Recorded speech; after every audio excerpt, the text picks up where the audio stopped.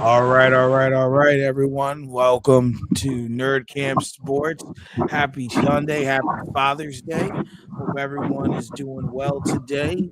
I'll be moderating this morning, and I got two of the three of my brothers here, one on the way. Raj and Will, how y'all doing this morning? And what's your mental health scale of 1 to 10 today? I'm doing pretty good. I would say I'm at a 7 right now. Happy Father's Day to everybody out there, man. Happy Father's Day to you brothers out there. So, just wanted to say it's pretty good day, been a pretty good week. So that's it. All right. How about you, Will? Feeling pretty good, man. Happy Father's Day to all the fathers out there. Um, Feeling pretty good. I say probably about a 7.5. Got to hang out with my youngest the last couple of days. Um, before I got to go into work today, but we already did our thing the last 2 days, so yeah, Okay. feeling good. That's good. Okay. Well, we here. We gonna do it, and we gonna talk about some stuff today. And I hope you. I don't know if you guys got your top 10 players in order. But we'll end the show with that. So if you don't, and you have a moment to do so, go for it. But I was looking across something, and this is one of those kind of not exactly a discussion, but not exactly what it is important. So I was looking at an article that stated teams, an NFL article that stated certain deals that needed to get done for the off season or in general. And the one that sticks out in my mind is I'm gonna ask, how important is it for the Baltimore Ravens to extend Lamar Jackson at some point?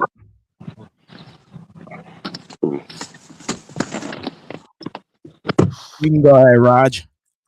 I would say it's very important because number one, he's a franchise quarterback. And one thing about showing your leaders and showing your franchise players that you really do care for them is doing it with the money.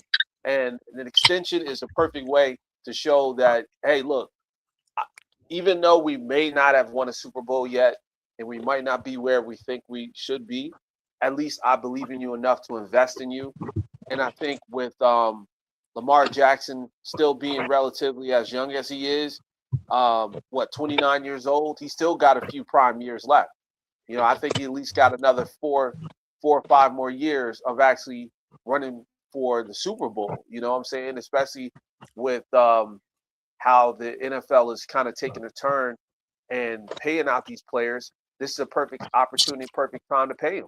And even though he's not someone that you consider a top 5, top 10 quarterback right now, he's at least worthy of an extension. So that's just my take. I think that MVP caliber player, was he two-time MVP, right?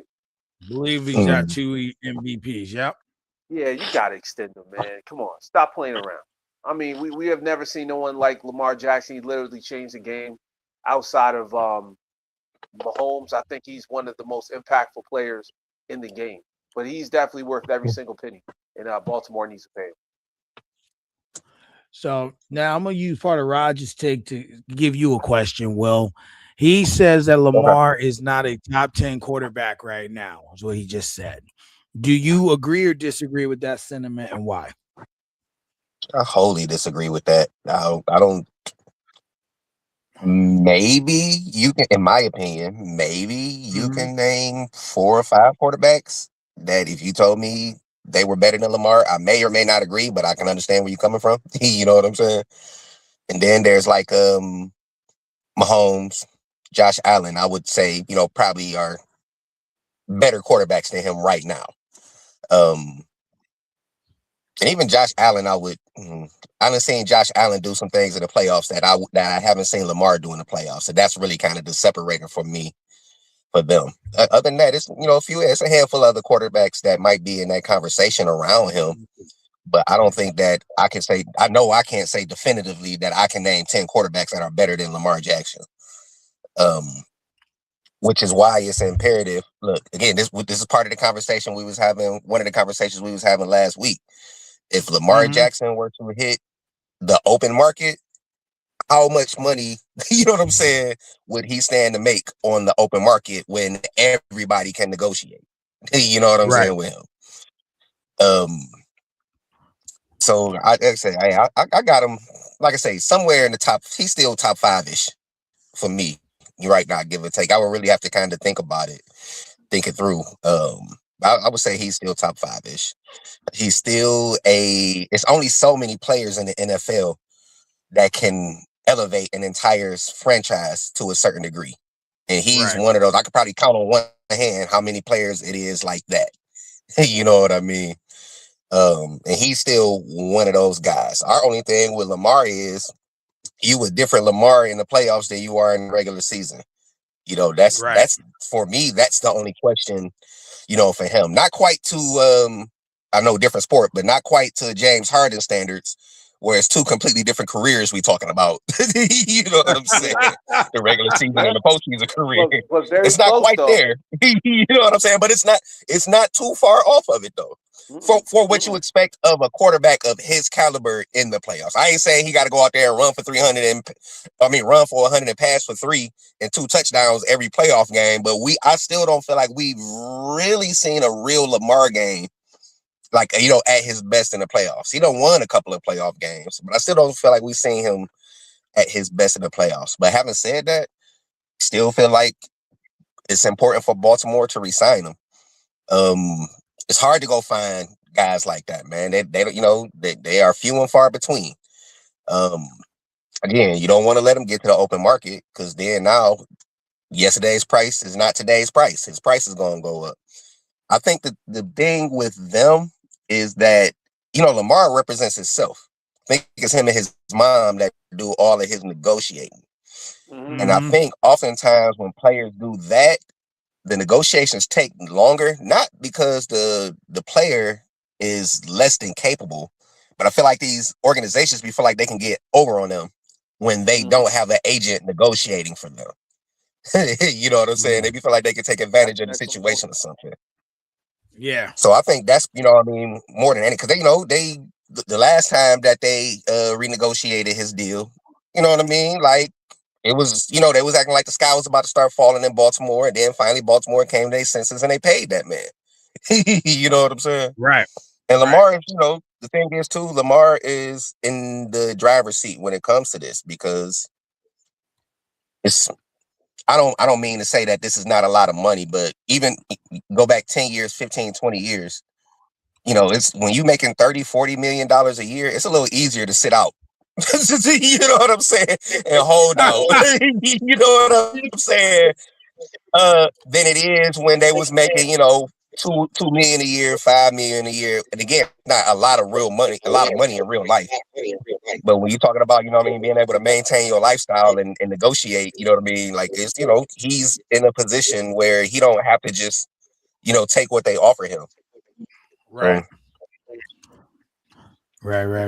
Right. Well, happy Father's Day, R&B. How you feeling today, brother? I'm good. I'm good. I'm good. Chilling, chilling, chilling, chilling. Mental health scale of 1 to 10. Mm, Probably about a 6. Probably about a Okay. 6 today. Okay. Okay. Well, we I can understand why a little bit today. So my thoughts and prayers are with you on this Father's Day, my brother. Appreciate it. Um, the discussion right now, we kind of started with a light topic, was that how important it is to extend Lamar. And yeah, I know you just tapped in, and oh, Will, I kind of cut you off. Were you done with your take, my brother? uh only thing I do want to say is, and I've mentioned this before, I still feel Mhm. like Lamar needs not necessarily a top shelf receiver, not necessarily like a Justin Jefferson, but he needs a really highly regarded number one receiver. I think he's had some good receivers. I don't think he's had like regularly and consistently, like, you know what I mean. You don't have like a Jamar Chase or Right. Yeah, like a top shelf guy. a top shelf. Yeah, yeah. So to recap a little bit, R&B, Raj initially had said that it is important for them to re-sign him, but he feels that Lamar's not a top 5 QB or maybe or 5 or 10, and then reiterated to Will, does he agree with that sentiment? He disagreed, but in his take that he was making, it gave me another question for you. Mhm. So I think to Raj's point, I think Raj partially feels like that is because one, Lamar has a heavy injury history, and Yep. two, he's injured when it comes playoff time, which hurts his stock in Raj's eyes as a top 10 quarterback. Now, Will, in terms of play, and what you said, I agree with you. Now, I want to know. You brought up Josh Allen, who's also on that cusp. Okay, so R&B, do you think that Lamar and Josh Allen are kind of like on the same? They have that issue of getting to the big game. They've both been to the AFC Championship, but they haven't broken the mold to get to the big game. Do you think that one's better than the other? Like maybe I don't know how you want to number your quarterbacks now, but is it kind of like are they on the same tier or is Allen ahead or Lamar for you in your mind? In my mind, they on the same tier. Mm. But like, it's very simple. To be honest, I think that's a very simple answer. Like both of them, they both have had their very successful NFL campaigns, which regular seasons and stuff. And then they both have struggled to get to the next level when it comes to advancing to get to the Super Bowl. I think a lot of us would agree that Josh Allen more so had looked a little better not a little, had looked a lot better in playoff play up until last year's game where he didn't play absolutely terrible, but he did have some struggles in that game and some mistakes that kind of helped cause them to lose that game. All of the other playoff games, I would have to say reluctantly that he showed the fuck up and showed the fuck out, and his team let him down. So up until last year, I can say that for Josh Allen, but yet he still has not been to a Super Bowl. With Lamar Jackson, I hate to say, it's been a little different. He has had the MVPs and the regular season success. He has gotten, to the playoffs. He has won a playoff game or two, but it has not been impressive. The losses have not been impressive, and hell, even some of the winning has not been impressive. And then we go back to last year, last game of the season against Pittsburgh. That was basically a playoff game because it was all on Yeah, the line, win and get in. And Baltimore came up short. I can't put 100% of that loss on Lamar because I do feel like Lamar played well in the game against Pittsburgh in the last game of the season, but he still came up short. And I didn't say he played great. I said he played well. And that was big a difference. game where I think they needed him to play great. So if at the end of the day, if just to answer the question again, I would say that they're on the same level. If you ask me, I think they're the same tier. No one really has no one really has a step on the other one, in my opinion. I just don't think so. They Hmm. right there neck and neck. They right by each other in this race. Patrick Right, Mahomes right. and crossed the finish line, you know, 3 times, 4 times, and they still running, but they neck and neck. So it's really at this point, it's all about who's gonna finally get that last gas and finally take off and be able to look back at the other one and say I'm across the finish line between the two of them. Yeah, no, I agree with that. I agree with that. And I think that Mahomes obviously is ahead of both of them, but in the same sense, you guys hear echo or is it just me? Yeah. Yeah. Hold on. Move that. Okay. What was their name? What was the name of their business and Step Brothers? Media worldwide. Why? You sound like you sound like you about to premiere your boats and hoes video.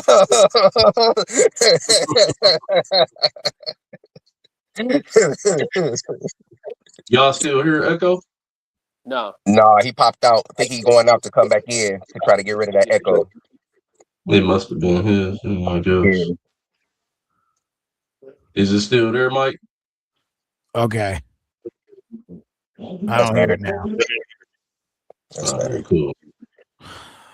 I think that they are in the same boat as well. Mahomes is ahead of both of them, but in the sense now of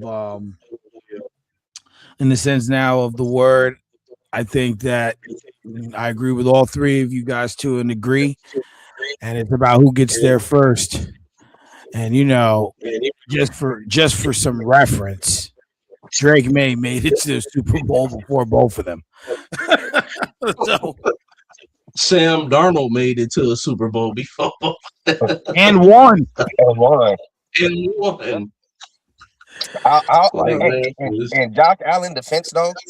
What was that? 3 years ago? I think that was 3 years ago. It is absolutely no reason that they should have that he did everything for them to win that AFC Championship game against Kansas City, where they took the lead with like 17 seconds left or some shit like that. Oh, 13 seconds. Got them, like that one right there. I cannot hold against Josh Allen. He did everything possible. You know what I'm saying? I think that was the second round, wasn't it? Was that the second round? Okay, I think it was a second round game. Okay. Because I don't think Josh has been to the AFC Championship yet, has he? He has. I thought, they lost to Kansas City in the AFC Championship 1 year, right? Okay. He's been there a couple. But the 17-second game was a second round game, though. I remember that. I remember that for sure. Yeah, that was a divisional game. But if they had beat Kansas City, I still feel like they win that Super Bowl. Possibly. Yeah. Who did Kansas play in the AFC Championship that year? Wasn't it Baltimore? Shit, let's see.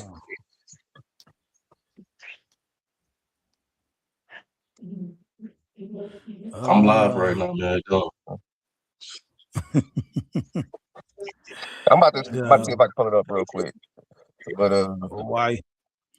Well, why you do? If you're gonna do that, I want to just. So I really debated if we was gonna talk about this, but damn it, we brought it up in the chat, and I have to.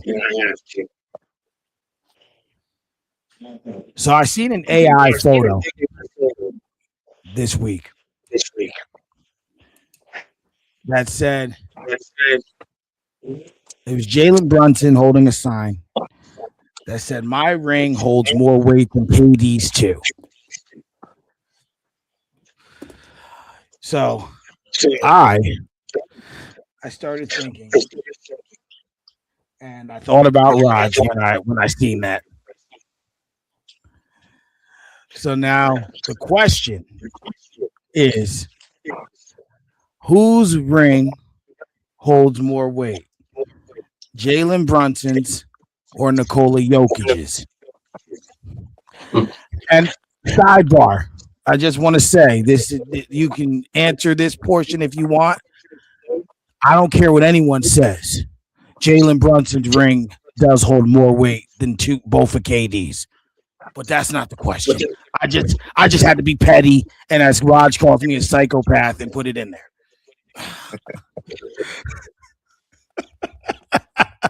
So because me and Raj might go at this R&B, I would like you to go first with this one. Uh, I think I agree with you in the chat. Uh, I feel like Jalen Brunson's ring. I know you didn't specifically ask this question, but since you brought it up, I Yeah, do agree with you. His ring holds more weight than both of KD's. But I don't know if I agree that it holds more weight than Joker's. Surprisingly, I think that, and let me preference by saying this: I wouldn't say anybody's crazy who would disagree with me. But from my perspective of how I view it, I think that they're more about equal, more so than anyone's weighing more than the other. I would say it's closer to equal, and the reason why I say that is because I feel like they both won with what we would like to call not so powerhouse teams. They both took mm-hmm. two good teams, not a super team or not a powerhouse or some crazy form type squad. They both took two very solid good teams and won with it. And I think it's about equal. One being a small guard, one being a non-athletic, non-defensive big center. And they both took two good teams and won. They both had solid role players, solid pieces, solid defensive guys. Playing next to them. I would argue that, and it might kind of go against my own argument, but I would kind of argue that I think Jamal Murray is probably I don't know. Really don't know. I think they're about equal because he had Jamal Murray, Brunson got Carl Anthony Towns. Mm-hmm. So I think I would say that to me, I think it's about equal. I think they both are two superstars who won with good teams, and Okay. that's just kind of how I feel. How you feel on that topic, Will? On same question.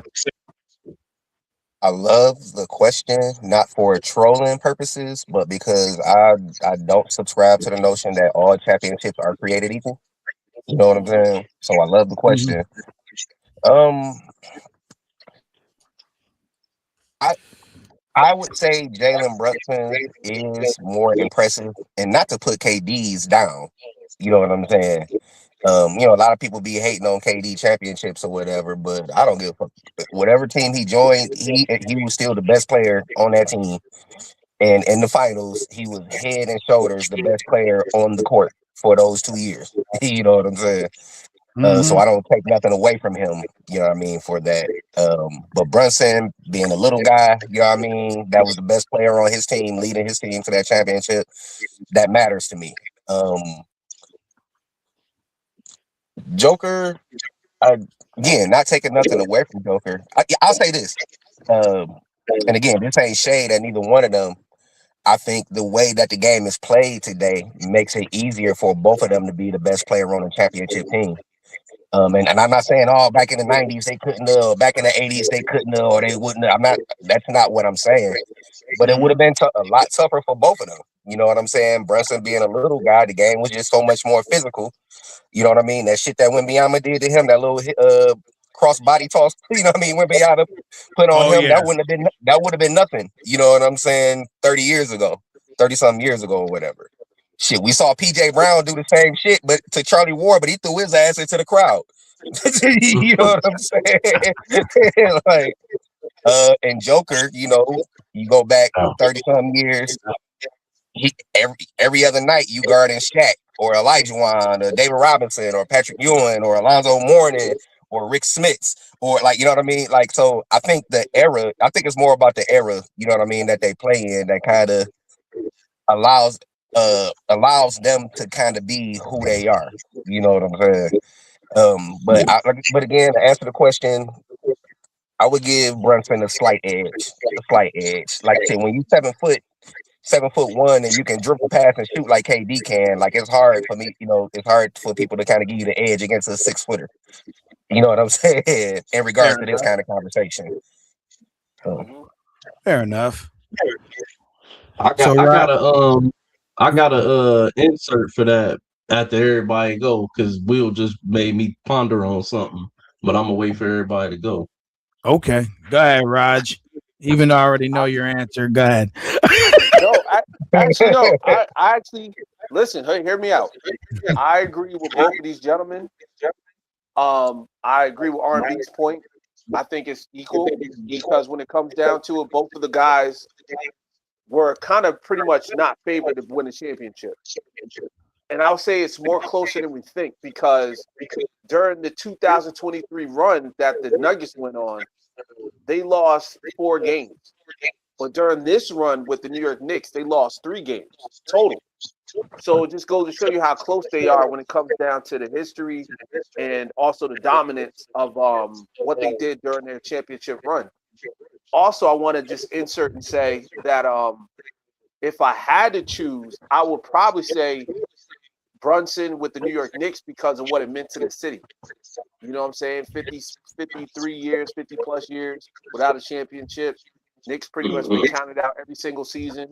And I'm not taking anything away from Jokic and what he did with the Nuggets, but nobody saw Brunson as an MVP type player that season. You know, like he might have been mentioned in the top 5, but he definitely wasn't in the top 3 in that at that time. So to see him as somebody that did it without even being mentioned as a top 3 MVP caliber player to get him to the championship, that's even more powerful. So I have to give it to the Knicks just slightly, just a little bit more. And of course, being a New Yorker, that plays a part too because I actually see what it did for the city. So that's my take. Yeah, I would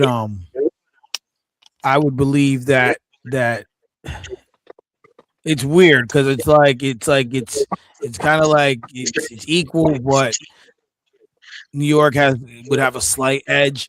The Nuggets, Nikola Jokic won them their first championship in franchise history, and that's important. That's very important. You know, and I think to Raj's point, I think him and I are a little biased. Um, Living in New York to giving New York the edge, just because if you were here, like you see it on TV, right? I haven't been to the city after it, but just even seeing fans up here, like just like yeah, we won in like a deli, like losing their mind, like it's just something that it was like a fresh breath of air for New York. Um, I don't, we troll a lot on this show when it comes to the Joker, but respectfully, he did win them their first championship, and no one expected that. But I think for me, it is the Knicks that have a slight edge. But I also came across this that I didn't even realize. There is a real argument. There we go. That this has been one of the most winningest seasons for one player. And what I mean that is this season, Jalen Brunson made history. Mhm. In the Knicks, they won the cup, the first team to win the cup and the finals in the same season. So he won the NBA Cup. He won the NBA Cup MVP. He won the Shooting Stars Challenge during All Star Weekend. Won the Mhm. Eastern Conference. Won Eastern Conference MVP. Won NBA Finals and won the NBA Finals MVP. That's 7 pieces of hardware that he brought to New York this season. And whether you like the guy or you don't like the guy or whatever, he he has come in and changed the culture. And there's no doubt that there's other pieces involved. Cat, the OG, the McKells, Josh Hart, but he's the heart and soul of the New York Knicks. So to formally answer the question, I do give the Knicks it by a slight edge, but the Nuggets definitely it's there. It's right there. But as long as we all agree that Brunson's won and fuck it and Joker's won mean more than KD's two, we good. Mm-hmm. So You I had wanted to add something on? I had a question, something that Will had mentioned brought a ponder to my thought process here.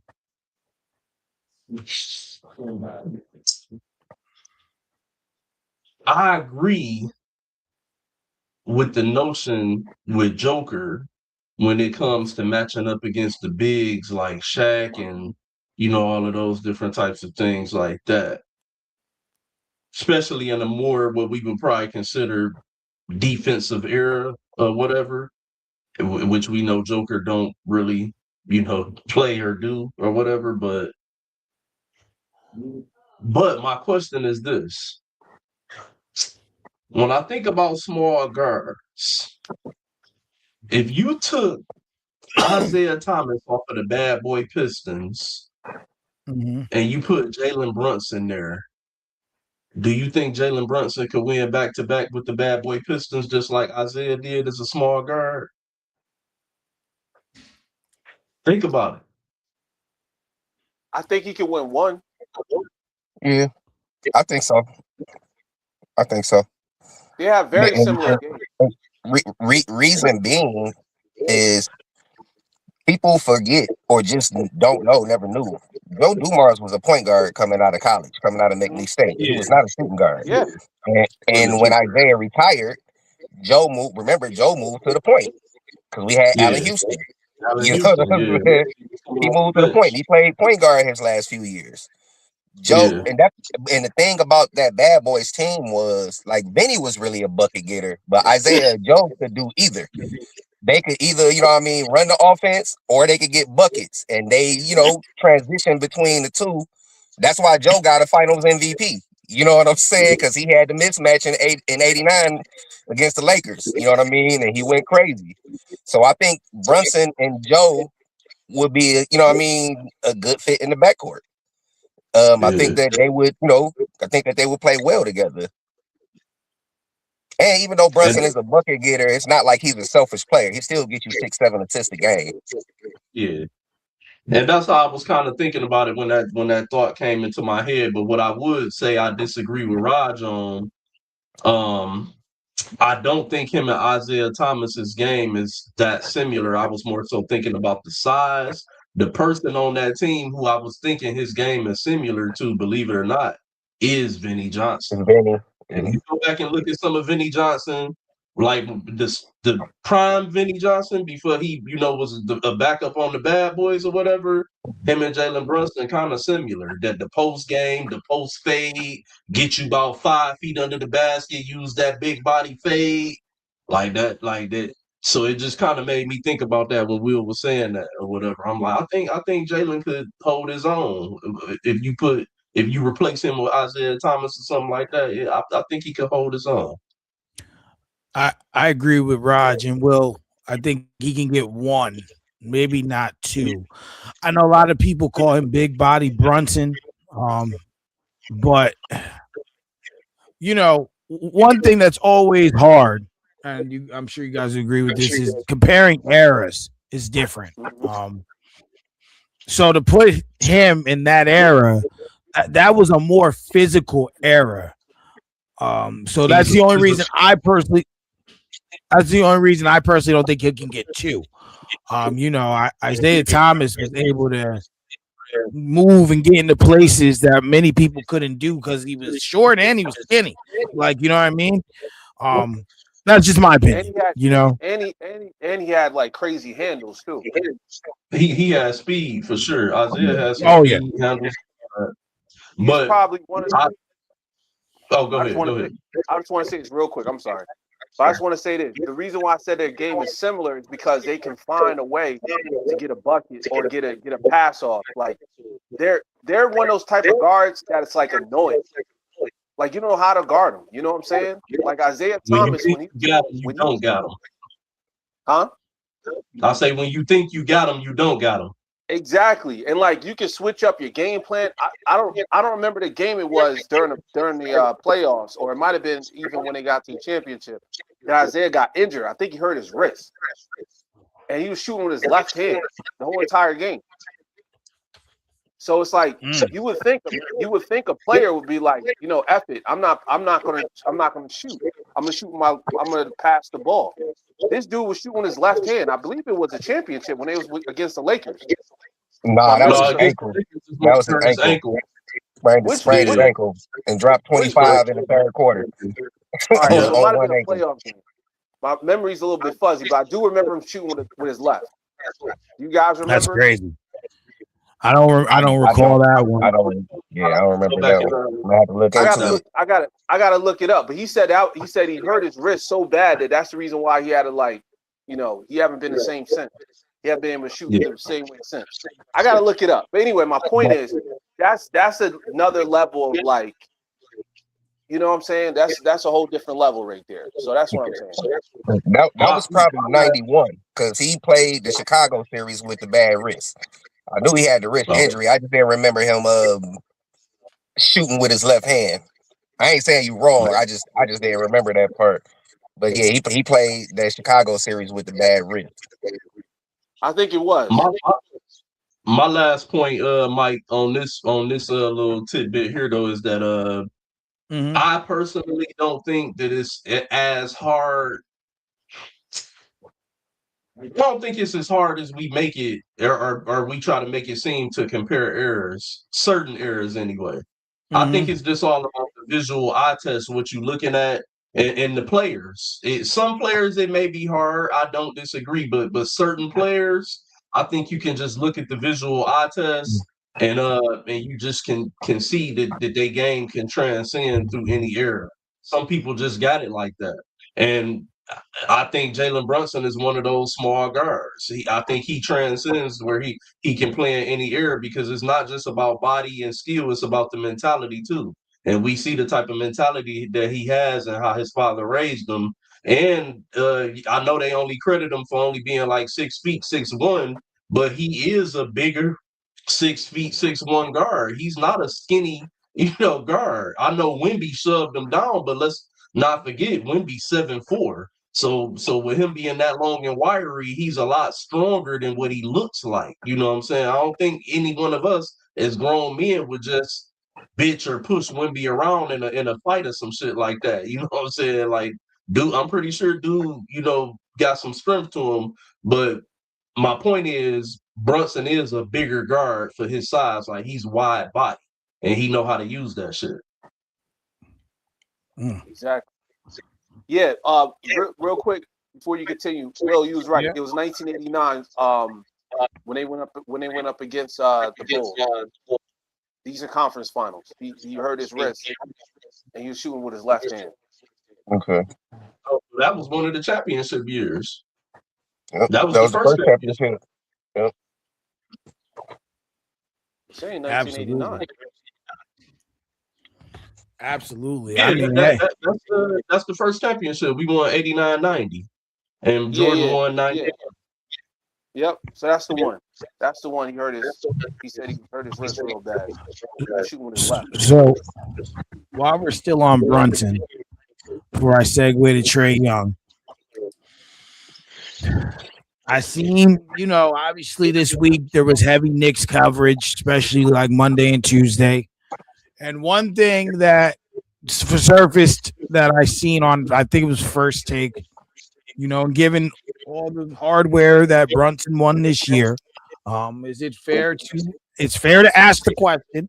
I won't say it's fair to say, but it is fair to ask, in your opinion, is there a possibility where you think that Jalen Brunson could be considered the face of the NBA?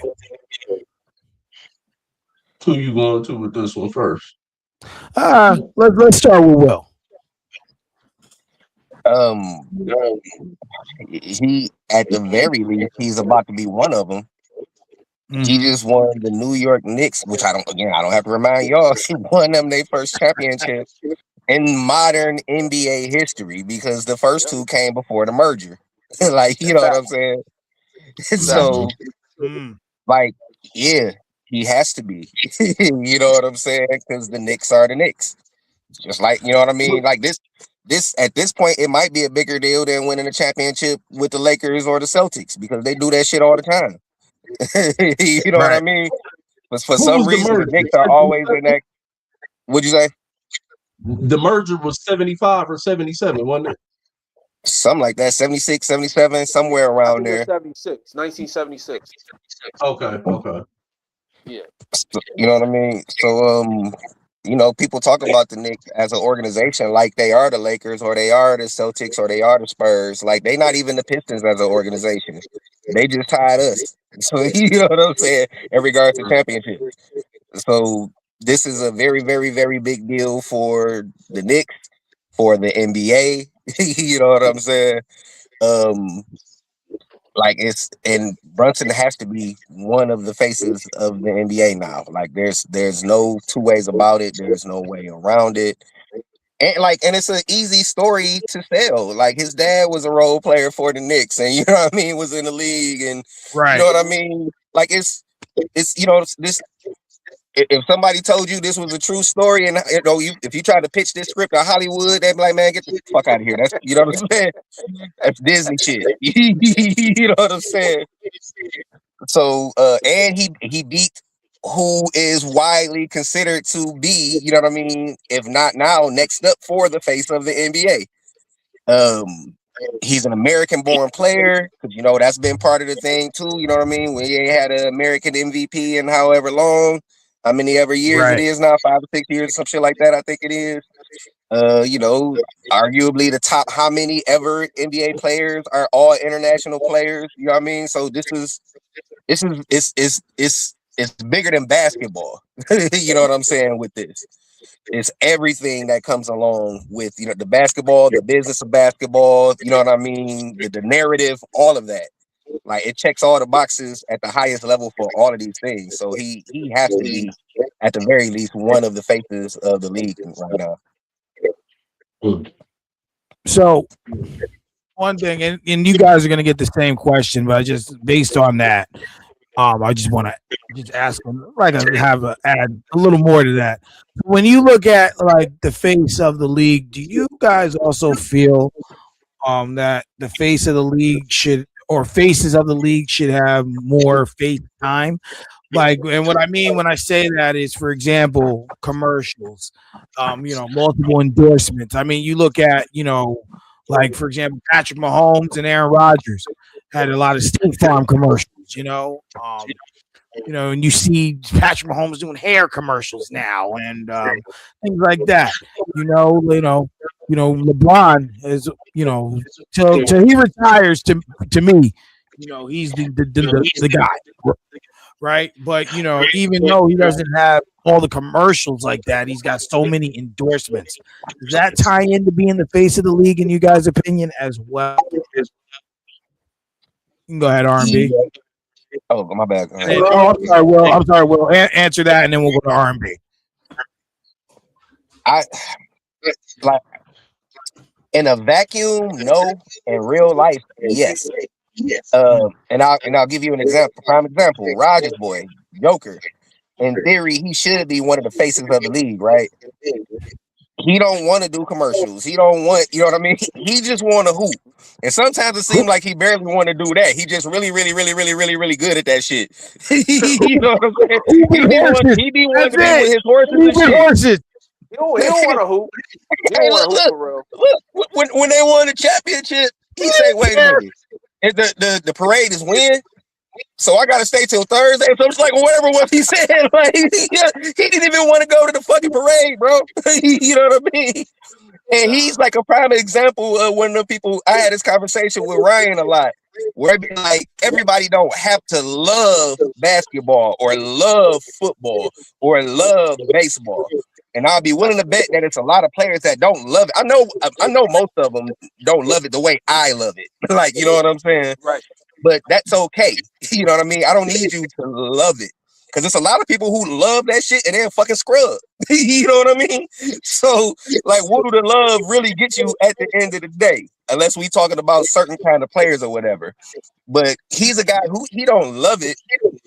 And he don't even love the shit that really come along with it. He just doing it to afford him the opportunity to do all the other shit he really want to do. You know what I'm saying? So, which is why he's not a face of the league, because he don't really have no desire to be. We all know he in that conversation, like, you know what I mean, in a vacuum. But in real life, you know what I'm saying? He don't really want to fuck around with that. So to get the best possible outcome out of a face of a league, and it's different ways to do it, because Steph is one of the faces of the league, but he is not quite as visible as Bron.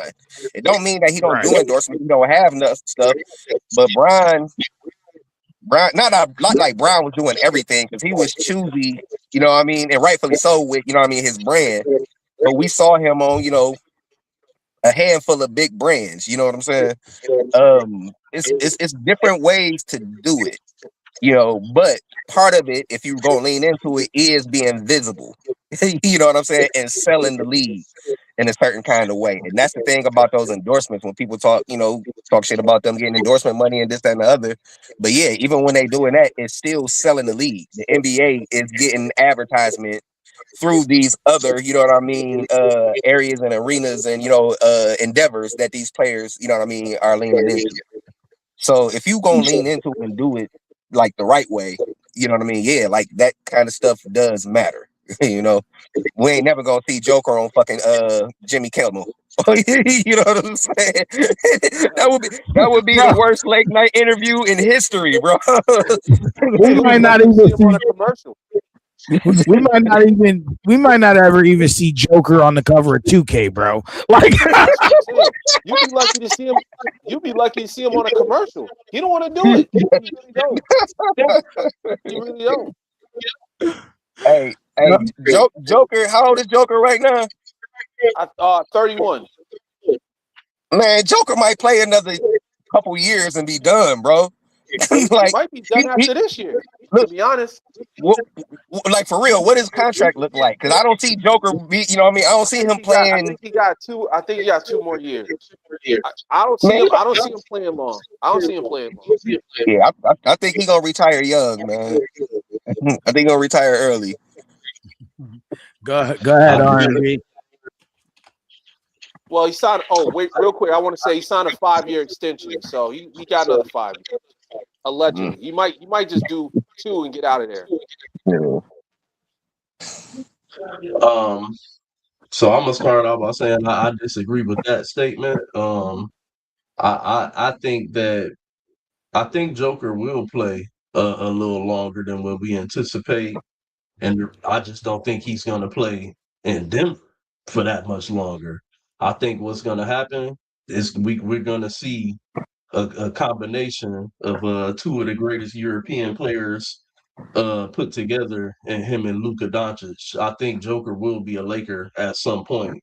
That's the rumor that's being speculated, and we all know how shit go with the Lakers. When you hear them in speculation, when it come to great players, it ain't been too many times that they done swung and ain't hit a home run. Mm, So I'm just saying, look out for that. If you put him and Luca together, you know what I'm saying, and it does the right thing, that might motivate him to keep it going a little longer if he can win. that's a But good point. just bringing that up from on comment of him. But where I'm gonna go with this, fellas, I feel like I look at this shit just like you look at a team. I think you got the man, and then you got role players.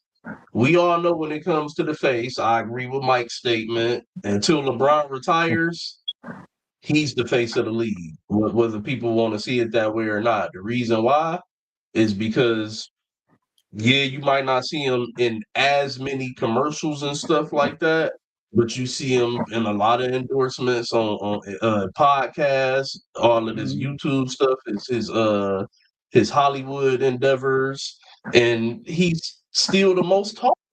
Like he, you know what I'm saying? Like, you watch a lot of these podcasts and different sports shows and stuff like that. We got other teams winning championships, New York doing what they doing, and yeah, they cover it. But somehow, some way, LeBron is like the Dallas Cowboys. They gonna fit a story in there about him at some point. You know what I'm saying? Yeah. They gonna fit it in there. So that, to me, that makes him definitively the guy still. He's still the face of this league. But that doesn't mean that you don't have exemplary role players to help fill out the rest of this roster, which would be your other faces. See, it's the face and then it's other faces. And I think Jalen Brunson has played his way into the other faces conversation. But the face, no, it's only one of those. We don't know who will be the one to take that mantle whenever LeBron does retire. It's a lot of speculation. We all know those players, your Shays, your Ants, you know what I'm saying, your Wimbies. You know what I'm saying? I don't think anybody would maybe, I hate to say it like this, I don't think Jalen Brunson would be in that conversation. I think in order for him to be in that conversation, he will have to do what he just did this year 2 to 3 more times in the next 5 years. If he did that, and within that run, like say if the Knicks repeat and win next year, I think you would be talking about like, damn, is Jalen Brunson the face of the league right now? You know what I'm saying? If he repeat and they were on the trajectory, but for right now, what he's done and where we look at him at, I think he's just one of the faces.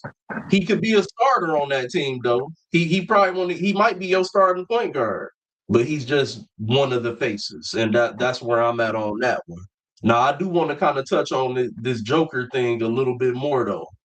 I think that Joker does love the game. I think that he's just not appealing as a superstar because of his whole mental makeup and how he carries himself and how he goes about his day to day, everything just like how he is. I don't think he's a very marketable superstar. You know what I'm saying? Even if he did show the passion or whatever it may be that maybe people may look for in order to say that a person love the game or whatever, if it showed and exuberated itself, you know what I'm saying, I still would think it would be the same thing. He's not marketable. He's just not a marketable superstar. He's quite boring. He's not like Wemby. He's not like some of these other players and stuff like that. Like he's different. That's where I'm at on that one with Joker and shit. But Let me clarify. I do think he loves like hooping. I don't think he loves the business of basketball, which is why I'm saying I don't think he's concerned about his place in history, and you know what I mean, being compared to these kind of people and getting numbers so he could I don't do if he retired today. Do I think he would still be like hooping in his little barn next to his horses and shit? Yeah, like he'd have a pickup game going and shit probably. I don't think he loves the business of basketball. I don't think he loves the NBA. You know what I'm saying? I could probably agree with you on that, but so I say 50-50. I could agree with you, but where I would disagree is because and you know me, bro. I watch a lot of these podcasts and stuff like that where they different interviews, and so I done seen some of the interviews with like Jamal Murray and other teammates and stuff like that from that championship team, and the way they talk about Joker. You know what I'm saying? The way they talk about some of his locker room outbursts, and you know what I'm saying, like he care about his numbers, he care about his place, and you know what I'm saying, he from some of some like watching the podcast like where they had Bruce Brown on one episode, like he cares about the comparisons and how they gonna look at him against people like Shaq and shit like that. That means something to him. It means something to him. I think we sleeping on that. He just not marketable. He's boring. I think, It's like and I want boring. And I just want to say one. I just want to say one thing, and then let Raj get in here. To me, Joker, to all the points y'all were just making, is this day and age is Tim Duncan, just not marketable, boring. Can play his ass off. I don't care what anyone says. Hold on. I'm about to Stephen A. you right here. I'm about to do your guy on you, Mike. All I want to do was say I agree with you, R&B. That's all you had to say. Just stole my 3 seconds up. I had to say you for that. Oh man, go ahead, Raj. Yeah, no, I agree on both of their takes, and I agree on your take, Mike. I think that but I also think that Jalen Brunson, how can I explain it? he's definitely a face in New York. I'll give you that because there's a huge ad that I think one of those like drink companies put out that have a huge sign out there next to MSG. When I was just out there on Friday, and it says the King of New York. He's definitely the King of New York. There's no doubt about it. I think he's probably the most beloved New York athlete that's out right now, and probably in history. If you compare all the players that have ever played in New York, and I'm not saying that they don't have greatness, but I'm talking about as far as like the expectation, the love, the support. Everyone around says this dude is that dude. Like even Patrick Ewing is saying it. You know what I'm saying? So with that being said, I think he's a face of New York. I think he's a face of that market, that big ass market. However, that's what makes him your starting point guard on the faces. Right. And I agree. That's what I'm saying. That's why I agree with that, because when it comes down to the face of the league, it's LeBron and then it's Steph Curry. And then a tight number 3, I would say Ant-Man. But Ant-Man low-key don't want to be the face of the league. I don't know why. But he's everything that I think a superstar is. He's got charisma. He got swag. The hood loves him. He know how to turn it on, turn it off when he has to, and he can play his ass off on the court. But he just don't want to be the quote unquote face of the league. I think he's one of the best young stars in the league, if you ask me. And when we talk about international appeal, I think he's got probably more international appeal than Jalen Brunson, because he's got the sneaker. His sneaker is fire. Like I said, he got his own swag. Like he's like AI, pretty much. He's what I thought Ja Morant should have been if he didn't carry the guns around. Yeah. And I'm saying that because like when I think of the South, when I think of ATL, when I think of Atlanta, I think of somebody like Ant-Man. He's a perfect example. So to answer your question, I know I went all around the block, but I'm trying to give you guys understanding how I'm thinking about this. Marketing wise, commercial wise, game wise, I want to say it's still LeBron until he retires.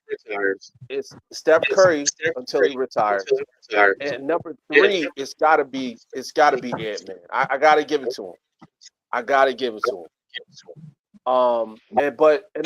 another thing, and the reason, and I want to say this last thing. It might be a number 4 for Jalen Brunson because of the championship and also leadership and how much he's loved. But let's be real, he don't have that much charisma. He's not as charismatic as these guys. I think he's charismatic in his own way. Yeah, I don't think he's boring like Joker. He's charismatic in his own way. Brunson got that. He got that mean nigga charismatic to him. You know what I'm saying? Like fuck you. Let's get it done. You know what I'm saying? Like let's battle. He got that bad boy swag to him. To be honest with you. Yeah. And that's another reason why I compared him to Isaiah Thomas. I'm telling you, there's a lot of similarities. 6'1", can play their ass off. You know what I'm saying? But that's another reason why I compared him, because of that same type of mentality. It's like a pit bull. I just wanted to respond real quick, Mike, to one thing Raj said, because he stole the thought right out of my mind. You dead on with the Anthony Edwards comparison to Allen Iverson, like a modern day Allen Iverson. Like that's definitely who he is. But I hope that he don't, go down not winning the championship like AI did. I know. But what I would also say to that though is I don't think that it was ever a time that Allen Iverson was the face of the league. I think he was one of the faces. I think he was one of the faces. I want to agree with you. I want to agree, but I can't. R&B, I can't. No, I disagree, and I'll tell you why. I would not say he was. Him and Kobe defined a generation. So I would say him and Kobe was like right there, neck and neck. The NBA did not want to market Allen Iverson. They were forced to market Allen Iverson because and I think this might be a reason with Ant when you were saying Raj, like it don't seem like he want to be. Ant gonna do Ant. You know what I'm saying? And either Yep. they gon', you know what I mean, let him be him, or he probably just not gonna fuck with it like that. You know what I'm saying? Hold on, AI, but that Ant AI, the NBA was person's forced. not The going to be NBA was safe. forced. The NBA was forced to have to start marketing AI a certain kind of way. They created the fucking dress code because of AI, Yep. because it was so Exactly. many eyes on him. It was like he wasn't the first nigga showing up to a fucking basketball game in jeans and sweats and shit. You know what I'm saying? But once it was so many eyes on him in a natural, you know what I mean, genuine, authentic way, at some point they had to start, you know what I mean? So AI and Kobe defined a generation of basketball. So I like I said, I ain't gonna say he was ever like the guy, but him and Kobe, you know what I'm saying? They defined that era. And I want You made y'all both just made my point though, because like that's what I preferenced it by saying. I said I don't think he was ever the guy. He was one of them. He was one Cool, of them. cool, I see what cool, you're saying. cool. That But means I don't. Kobe was never the guy either. Like he was one of them. Because after But AI faded off, he had to share it with Bron. It was him and Bron. yeah, yeah, that's a fact. That's a fact. And I just said But I'll they, have it all I'm to saying is they was both 1A's that existed at the same time. You yeah, know what I'm saying? yeah. They would have I been think the guy independent of each other. They just I happen to exist at the same time. But I we totally all agree. know we I all know agree with that that. winning has to go into this factor as well. And I think that if you look at AI's career, we know he came in '96, so those first couple years or so, you know what I'm saying, nobody was bigger than Jordan when he came in. And then let's not forget Jordan's comeback in 2000. Like it's like Jordan was damn near still the guy in the early 2000s. Well, at least in 2000, and he wasn't even playing no more like that and shit. And he was He still was doing like the most talked about and all that shit. And then you fast forward, I could probably give you 2001, 2000, probably just yeah. 2001. The year that he got to the finals, I would say that Allen Iverson was probably Mhm. undoubtedly Mhm. the guy in the NBA. But outside of that, it was Shaq. Shaq was the man going forward Shaq, until he passed over to Shaq, LeBron and Shaq, Kobe. Shaq was getting swept in the first round by Utah. You know what I'm saying? So I just, Shaq was getting I swept in just the first round by Utah. Wait, let me fix. Look, listen, I look, said AI, Kobe, look, AI. 2001. I did not say 97 and 98. Oh, We got but okay. But I'm speaking on what I heard what you said. I'm saying what I'm saying. Yeah, AI got drafted in '96. He crossed Jordan over in '96, and once that happened, Sure did. like It was there was over. a transition taking place. I'm not saying Mike wasn't still the guy until he retired at the end of '98, but come that '99 season, oh nigga, yeah, Shaq Yep. was up there. It was That's what I'm AI saying. because Shaq hadn't done shit yet. Shaq hadn't done shit yet, but losing the finals in Orlando. You know what I'm I'll saying? say I'll say 3 years, I three can't years, 3 years AI had it on lock. 99, 2000, 2001. And I'm saying that because not only did he have the cover of 2K, right? He was the first 2K cover. mm-hmm. He was selling Reebok sneakers, dog. Like Yeah. Bro. the only person to move Reeboks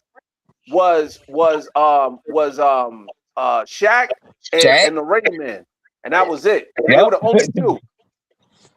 No one No, went to go look. buy Reeboks. He was a He face of the league for look. those 3 years.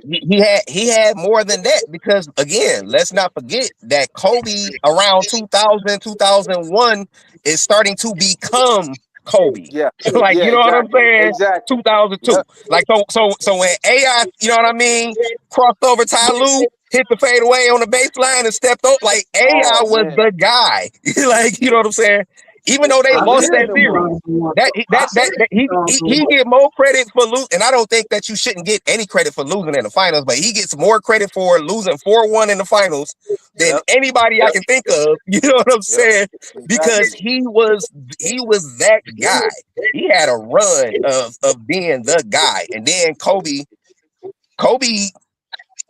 niggas, look, not me and you, but at large, a lot of people were still looking at Kobe as a sidekick until he won. Yeah, You know what yeah, I'm saying? yeah. So We need, we need, it's not like the first 10 years of Kobe career, like he was looked at like that. Like, nah, it Yeah. was for a segment of us, especially people, more around our age, you know what I mean, that was younger coming up and kind of grew up with Kobe. You know what I mean? We looked at him that way, but he wasn't looked at like that. AI had a run as that, even if it was unofficially and off the books, because the NBA wasn't really pushing him like that. Anybody watching the NBA for them handful of years knew that AI was like the guy. He mattered more than anybody else in the NBA at that time. He he influenced ca- culture and yeah, everything on the he court carried, and off the court. he carried, Cornrows, yeah, tattoos, you know what I'm saying? everything. Being your authentic self, you know what I'm saying? Like AI had a run as like the guy. It just was never like on the books. They couldn't deny him. They Allen couldn't fucking Iverson, deny him. Allen Iverson was the Ja Rule of the NBA. That's his run. And I love AI. I'm y'all, but he right there. He right there. I love AI. He on my Okay, wall. that's He was the hold Ja on, hold I on. gotta Rule. hear this. RB, I wait, gotta wait, hear wait, this. wait, wait. He a Ja You know Rule what? fan though. So And That's I'm not actually probably the I'm not greatest. anti-Ja Rule, but I gotta hear this. That's actually an excellent take. that's his run. He was the Ja Rule of the NBA. That's Yeah, his run. until 50 how, Cent came. how so? 50 Cent was LeBron. It was too much. Like I say, I give you all that, maybe that small 2-3 year run. I give you that 99. But let's not forget about Vince Carter and Vinsanity. You know He what I'm wasn't the saying? face of We the all know league. what Shaq was doing. And that only lasted as long as he was in Toronto, and he was in Toronto for 4.5 years. Yeah, Like niggas was upset with Vince by the time by that last year and a half in Toronto. Like Yeah, his you know what I mean? they So felt like he was building on the he had a franchise, he had a which he had a right, good failed 2 year run. really He well. had a good yeah. 2 year run in Toronto. So Vince had a moment. You know what I'm saying? Vince had some moments. Like, Yeah, he had a moment. And that's how I look at AI. I felt like AI had nah, I felt Hey, like he had a moment. I'll say this, and I actually like your analogy though, R&B, because Ja Rule. I was looking back at his catalog. It's funny you said that because I'm looking back at his catalog last week, and I said, "Yo, for about 5 summers, he had us on lock. He had 5 bangers for like 5 summers. He was competing up. He was in competition with Jay-Z, but he had more hits. He had like the number 1 hits. You know what I'm saying? So I look at AI pretty much the same way. Like they didn't want him to be the number 1 guy, but the hood loved him. I mean, nah. think about it. He Some had people, the some people, some people forget on some of them old tour documentaries that Jay-Z talked about where he had switched from closing the show to allowing Ja Rule to close the show because and at some points allowing DMX to close the yep, show because their Yeah. performances were so much hotter and they were on fire more than he was. That came out of exactly. Jay-Z. Exactly. DMX is my AI comp. DMX, no matter, I don't give a fuck who you talk about for about a 3-year run. You know what I'm saying? And 4 albums, Yeah, nobody, and whether you liked them or not, however you felt about them, nobody was fucking with X. And that, you Hey know what I man, mean? In that what are space we and place talking and about time. here? What the fuck is we talking about here? That's my AI comp. That's that's a my good AI comp. comp. You know what I'm saying? Both It of would those be are good. DMX. DMX. Not DMX is any, that dude. yeah. That would be my AI comp. Wow. I fuck with AI, but like I say, then you had LeBron and Carmelo and them come in the 03, Right. and I LeBron agree. took off like he did, Melo took But off it like took he him a did, minute. because let's not No, look, forget, he It really took him. should have It took him won about Rookie of the it took him Year. about 2.5 seasons. so 05, 06, even though he was losing in the first round, but he was going so crazy, that's when kind of even the Kobe haters was kind of like, oh, this nigga is really cold like that. A lot of people would not give him his credit because they say you was a sidekick, you was Robin, you had Shaq, da da da da da da, this, that, and the other. That So you're right. That's why I say AI. I would say 99 because it wasn't 98, 99 because that was a lockout year. So 99 to like 03, 04. You Yeah, can you could. It's a strong case that AI again. It was unofficial because the NBA didn't want him to be, but you can make a strong case that AI was the face of the league. All due respect to Shaq. everything. Yeah, All due respect to Tim Duncan, who didn't want nothing to do with none of that shit. You know what I'm saying? He just wanted to hoop. There's a strong case to be made, and again, you know what I mean. With respect due to Vince, with respect due to T Mac, you know what I'm saying. With respect due to Grant Hill, because he, you know what I'm saying, he was headed on that trajectory. You know what I mean, being one of them guys as the face of a league, and KG, and like it's a lot of people that I can mention. You know what I'm saying? Don't get me wrong, but AI and all of them niggas look up to AI. Like you know what I'm saying? All of them niggas look up to AI. It's And funny. that's what keep it in that 3-year stretch for me, because I feel like once it become a question, it's no answer. We all It's know with LeBron right now. We know with LeBron, and we knew with LeBron for the time that he been it.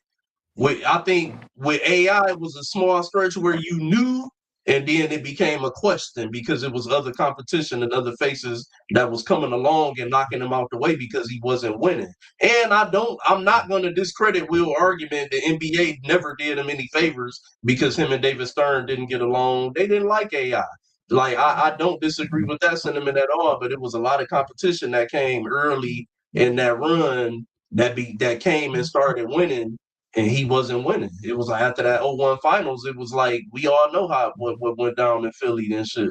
Him and Larry Brown, and he didn't really, for a second there, AI didn't become AI again until he got to Denver and became a sidekick to Melo. yep. Not a sidekick. That might have been a disrespectful thing to say. A 1B to Melo. well, I think those are his best years. I've told Will that. I feel like Allen Iverson's best, most efficient, high-level years were playing in Denver next to Carmelo. and that Denver team should have won a chip because they were deep. They had a lot of players. They almost knocked the Lakers off. No. That was with Chauncey. No, that was with That was Chauncey. with Yeah, in the Chauncey. Western That Conference was Finals, with that was with Chauncey. Chauncey. But the I other don't thing, think they went to the Western Conference Finals with AI. it's funny because yesterday I was at a barbecue and we started talking, and you know this really for the first time I really felt like older than the people I was talking to because they were spewing shit that didn't make sense. So let me just give you the background of how it started, how it got to basketball. First they started saying some disrespectful ass shit. Two of the dudes, now mind you, I'm 38. One is 33, one was 34, and one was 32. And they said some disrespectful ass shit because they ain't understand. They said that Chris Brown is better than Michael Jackson, and I lost it. Mind you, I love Chris Brown. He's one of my favorites, but I had to go in, and they didn't like that. I was like, "Don't you ever come near me with that disrespect again, or I'll find your mother and kill her." Like, like y'all need to relax. Y'all, they're like, damn. I'm like, yeah, but I take it seriously. I ain't had to do this in a while, but the views expressed on this podcast do not directly reflect the opinions of everyone involved. So then we got into the debate, and this one was crazy. So we go into the debate. Somehow Chris Brown got compared to Kobe Bryant, and Michael Jackson got compared to Michael Jordan. And then someone said that, then he goes, oh, well, Kobe implemented Mike and was better than him and did it better than him. And I was like, I need logic behind this. How can you do something better than the guy that created it? And then they're like, yeah, Kobe was 100 times better than Mike. I said 100. It's very easy. I agree with some of that sentiment. Me and Will has had these discussions. He's heard my take on some of those sentiments as well. I think that's how things progress and keep transcending and keep growing and keep getting better, because I mean, it's always going to be a generation of talent that looks at the prior generation of talent, and they're going to steal from that along with what they have and put it together and make something new and sometimes better. Not saying that it's I agree. always better, but right. sometimes it's better. I agree. So Mike, that he wasn't better than Michael Jordan in every single thing that he did, but there are things that he took from Mike and and did others better. and made better. Dude was working out with Dirk Nowitzki, learning how to do the Dirk fade, and won 2 championships on that shit from the post. So like, and people get mad when I say his post game was better than Michael Jordan's, and they be like, Michael Jordan fade, and that's all you can say. I can go to multiple things Kobe did from the back down. And Michael didn't create anything. He wasn't the first to do anything. There was somebody called Dr. J that was going crazy on niggas before Mike. If you talk about athleticism and aerial assaults and all of that, and not just Dr. J, because Michael Jordan will tell you, and I've heard this from his mouth, his favorite player to watch was David Thompson. You know what I'm saying? So Mike didn't create, like, you know, but he took what he saw and did it better. You know what I'm saying? Than those who came before him. I agree with that. I would say he did it with more eyes, right? Because I agree with that too. Now let just hold on before I get into that, because we were talking about Allen Iverson, and the point I was getting to was then I had asked them. I said, if you had to name your 3 greatest players ever, who would they be?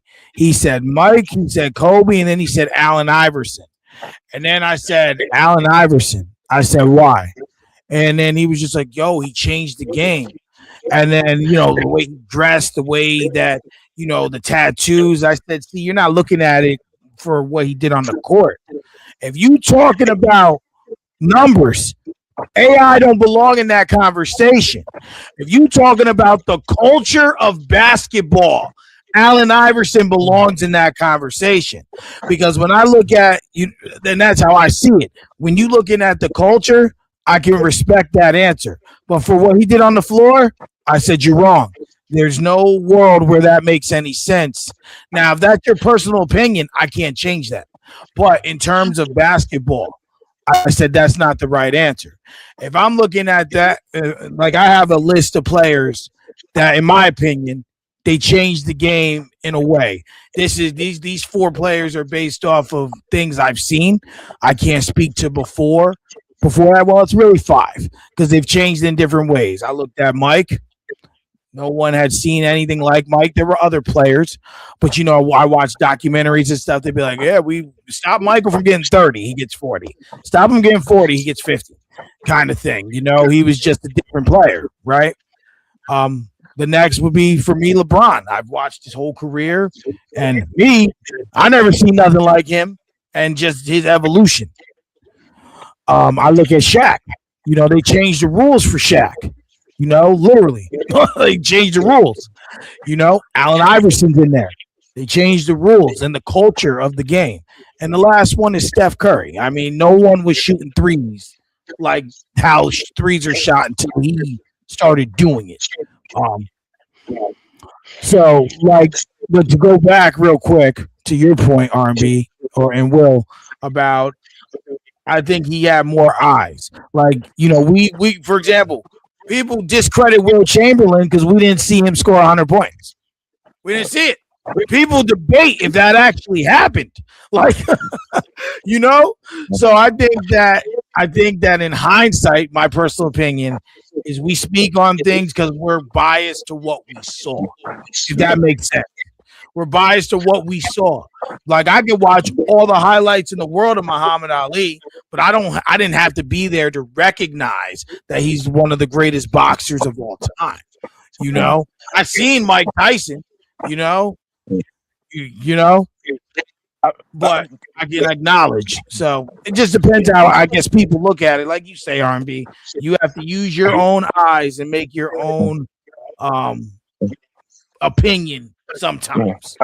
But it's generational for one. Yeah. Again, I think we all as sports fans, whoever you saw when you were falling in love with said sport, whatever sport it is, Yep. those are going to be the people that you tend to, you know what I mean, lean into and appreciate more. Oh, and But think about that's it. with anything, music, Right. movies, whatever. Yeah, right. Yeah, exactly. And the point you made about Jordan being like Jordan, I think Jordan is the GOAT as much for what he did on the court as also for all the off the court stuff. So again, when you Right. say like the AI stuff like don't matter, it does. A big part of the reason that Jordan is the GOAT is because he came up in the Sports Center top 10 era. When ESPN was taking off, the NBA was taking off. And Jordan's game was tailor-made for top 10 highlights, win or lose.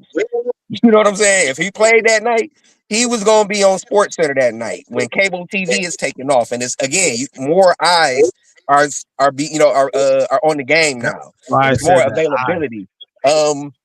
Think about if you somebody that's 60 something, 70 something, 80 something years old and you was an NBA fan in the 50s, 60s, and 70s. You don't even get to see them play unless you at the game. Because it's not, you know what I mean? Like it's not on. So when you hear about Wilt Chamberlain averaging 50 and 25, it's like Right. a fairy tale. You know what I'm saying? It's a legend that you're, you know what I mean, passing down, you know what I mean, from generation to generation. Because how many people actually got to see Bill Russell and John Havlicek and Bob Cousy and Bob Pettit and George Mikan and like whoever. And again, even in the 70s, Dr. J was legendary in part because everybody didn't get to see him play all the time. It was like almost mythological. You know what I mean? To a certain It was degree. kayfabe, bro. You say he what? It was kayfabe. It was Which is what nowadays they broke the law. Too much is available now. I remember probably being about 8-9 years old. One of my uncles had just came home from the joint, right? And so this is really like me kind of getting to know him. Me and him walking down the block, talking. He asking me questions. I'm asking him questions. I told him, I love basketball. He said, "Who you think the best player is?" And at the time, I'm like Michael Jordan, like you know what I'm saying? He said, "Nah, Dr. J is better than Michael Jordan." And I looked at him like he was fucking crazy, right? But as I got older, I understood why he said what he said. Like, you know what I mean? I get why Dr. J is his GOAT. Like, you know what I mean? And again, Dr. J, it wasn't just on the court stuff. It was off the court stuff with him too. Like these guys that we talk about, even LeBron, like as they hated it and they still kind of don't like it, but at some point he's going to get credit for the quote unquote player empowerment movement. You know what I'm saying? Right. Like those things do matter. The off the court stuff do matter. You can't be better off the court than on the court. You know what I'm saying? But those things matter. So I think AI do get credit. Like again, there's a reason why this young man is telling you, you know what I mean? Yeah, AI is one of them guys for me. Like, you know what I mean? It was the on the court stuff too. And he did have a hell of an effect on the on the court product. Like, you know what I mean? It wasn't really nobody out there just cooking like that before AI. Even Jordan had to play within the offense to a certain degree. You know what I mean? But like just giving a nigga the rock and letting them cook, like that kind of started with AI. It wasn't a whole lot of that happening before that. I really wish we could. I wish sports were like music, right? Like you could go like what I mean is like, okay, when the first album I ever bought, and I think I've said this before, is Mace Harlem World, right? That was the first hip hop album I bought. My mother hated it because she didn't want me listening to that stuff. Absolutely. And and then I started listening to like Biggie. And Nas is my favorite like all time, but I didn't discover Nas till middle school. So like I had a really basic basis on hip hop. Now it's a beautiful thing to be able to go back and listen to older music. I wish we could do that with sports and go back and watch more just in highlights. If you tell me Dr. J had a 62-point game against the Lakers and it went to 2 overtimes, I'd like to watch that as a sports fan. But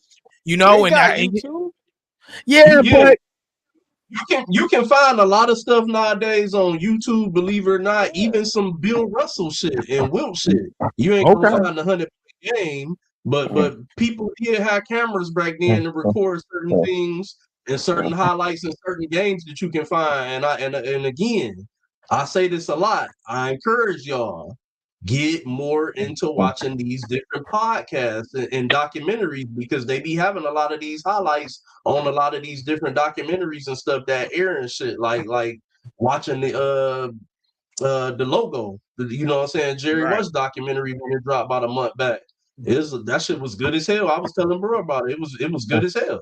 It was a great documentary, and it had a lot of different highlights and just a lot of different things to take note on to watch. But real quick, the last thing I'm gonna say on this though, Chris Brown is not Michael Jackson like Usher is, and y'all people gonna stop disrespecting Uncle Usher. And this is why I say this. Unfortunately for Chris Brown, the whole Rihanna situation happened. We all know. So I the feel hangover like is dead forever. Yeah, I felt like that kind of took away from his momentum. And this is the analogy I made with my boy because we was having the same argument last week. I said it didn't T.I. him because the gun shit with T.I., it fucked him up so bad that he came with a great album after it, and we still not me because he's my second favorite rapper of all time, but we as a culture still kind of went in another direction. Chris Brown was able to bounce back from the Rihanna shit, but it was just never the same anymore. His whole image changed, the drug uses, the tattoos, and you know what I'm saying, which it's his life. He live it how he want to live it. I'm not judging him, but it just kind of, took away from everything. And I felt like the change that he made, he never gave us a confessions. And that's why Usher still ranks to me.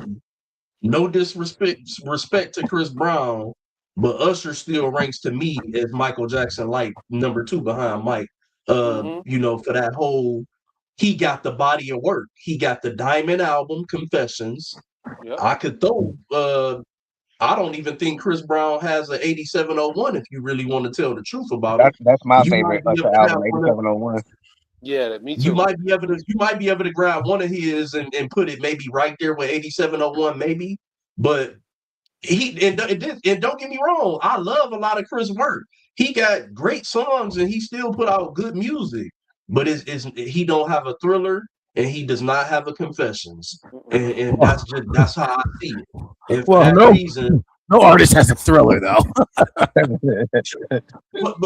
but this is what I'm saying though. We all know Thriller is diamond.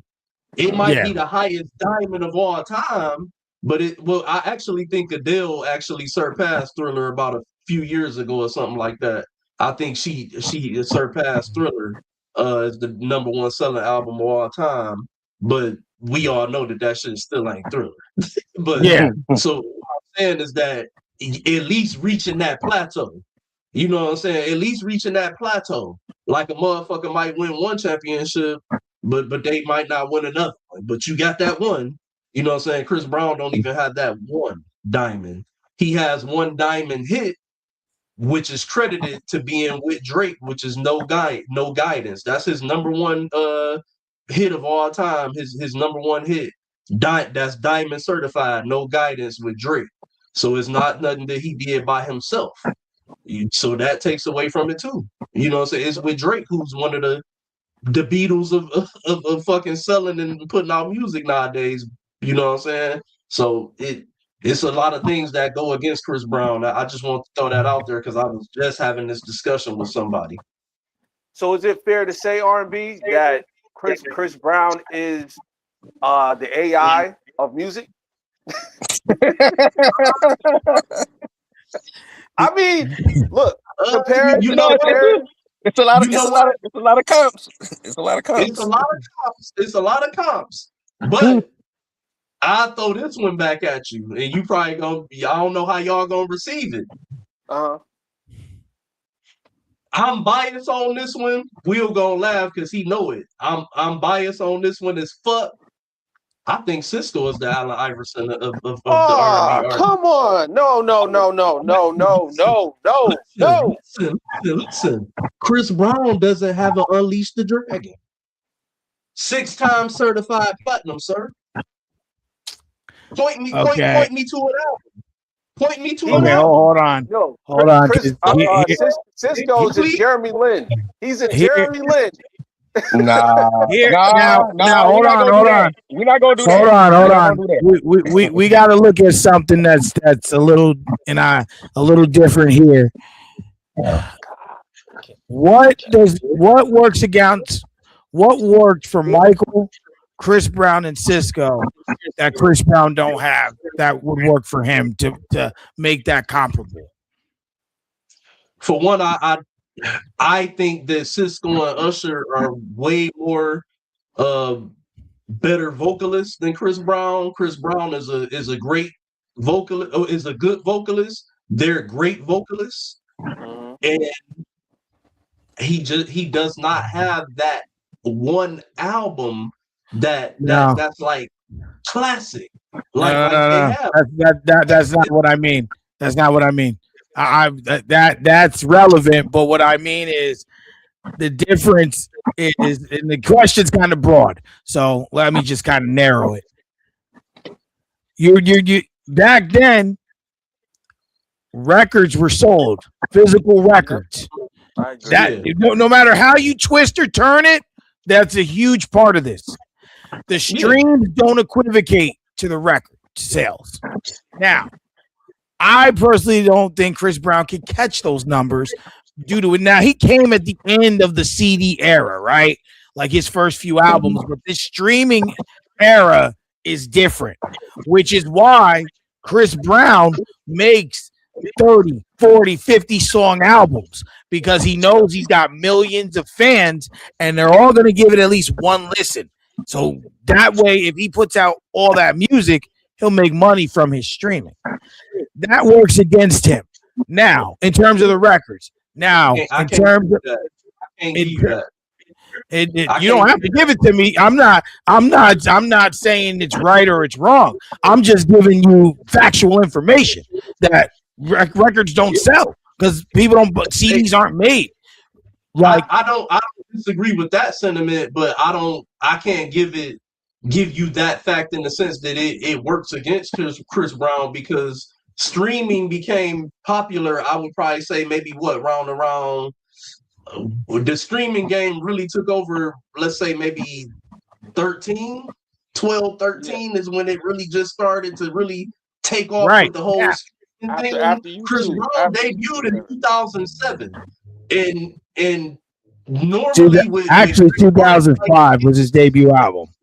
Okay, so with great artists like he is, that was a nice little stretch. Even with the Rihanna debacle, that was a nice little stretch where you had a chance to give us a Confessions or a Thriller, or to a lesser level, if y'all want to say, because it wasn't a long run, Unleash the Dragon.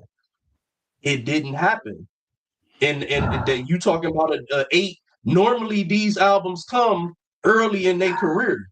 You know, it's normally your first to second, maybe third album where it's like, dog, think about Donnell Jones. His debut album was the shit, but then when he came back with Where I Want to Be, it was like, what the?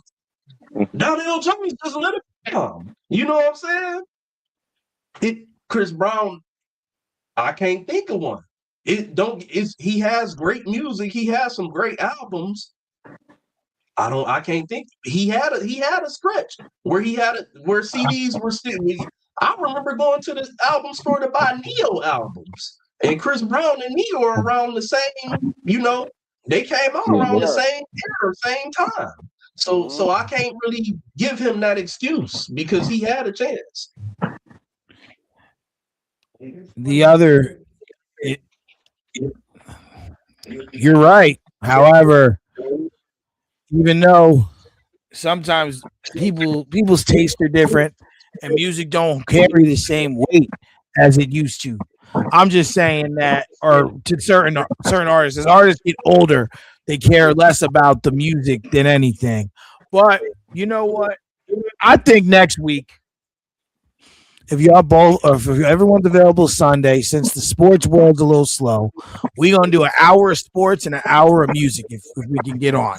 If y'all are available Sunday, I'm down with that. I'm because down with that. I think it's long overdue. It's long overdue. So NFL, NBA, don't be fucking up our flow this week and have no breaking shit. Don't trade Giannis. No. Don't Listen, don't the do. trade is coming this week. The trade is coming this week, so we might have to Yeah, cover a lot of that. I think the Giannis trade probably come around the 4th of July, somewhere around that time. Don't That's when that shit. don't cut Kevin Durant, and tell us he going back to his light skinned father. Don't do that. Well, the draft is next week, right? Yeah, it starts I Tuesday. Draft next weekend. Tuesday. It's Tuesday. Yeah. This Tuesday, like 2 days from now. Brother. Yeah. Whatever. Yeah, 2 days from Oh now. yeah. So okay. So something is Tuesday and gonna Wednesday. happen. So Yeah, that's what I'm saying. Something's going to happen. They already said they go and trade Giannis before Tuesday, so it's probably tomorrow. No, the No. GM said his wish was to trade Giannis before the draft, but they can't guarantee that it was Nah, going to happen. it's probably gonna be the day of. You know what I'm saying? Yeah, Because look, what I'm willing. A lot of times it be discussions taking place, but it's also like, okay, but if this player fall to this pick, then maybe I don't want to make this trade. So it's probably a lot of that kind of shit up in the air that people got to wait to see exactly how the board is going to fall before True. things get finalized and shit. But I'll be willing to bet that something is going to happen. You know what I'm saying? The night of. True. no doubt. Well, No doubt. I know we're a little over, but does everyone have their top 10 current player list ready? Yes, sir. We'll Yeah. do that in the show with that. I do got a trivia question for y'all this week, but that's quick. I have one too, actually. So, All right. all right, we'll go from 10 to 1. Who wants to go first? I'll go first. So 10 was a tough one for me. I'm gonna be honest with y'all. I got KD, Steph B for number 10. That was a tough one. I didn't know who I really wanted to go with. I have Steph Curry at 10 as well.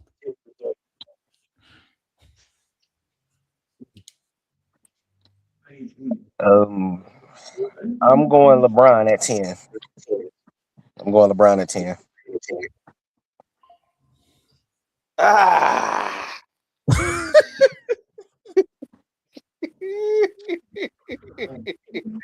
The current list, I gotta go with KD. I hate to put KD on this list. I hate putting KD on this list. The hate for KD from y'all too. Oh man. No, I'm saying, you know what? KD deserve all the hate, man. He's an asshole. Roger's better than me. KD didn't even make my list. So at number 9, I got LeBron.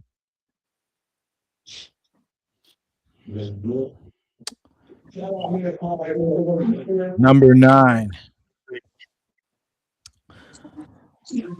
Number 9 out of respect.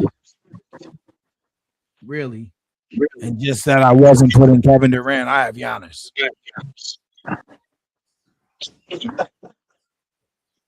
That's a debate. Oh, it is. But I don't care. I wasn't putting KD on there. Fuck him.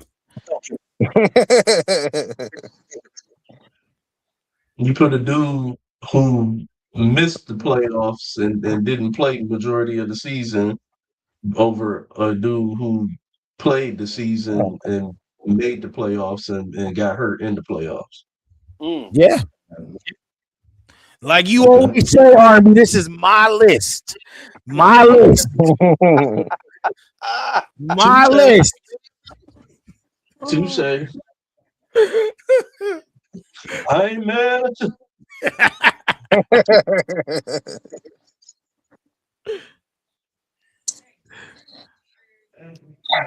All right. I can go at number 9. I got Jaylen Brown. Okay. Who you got, Rod?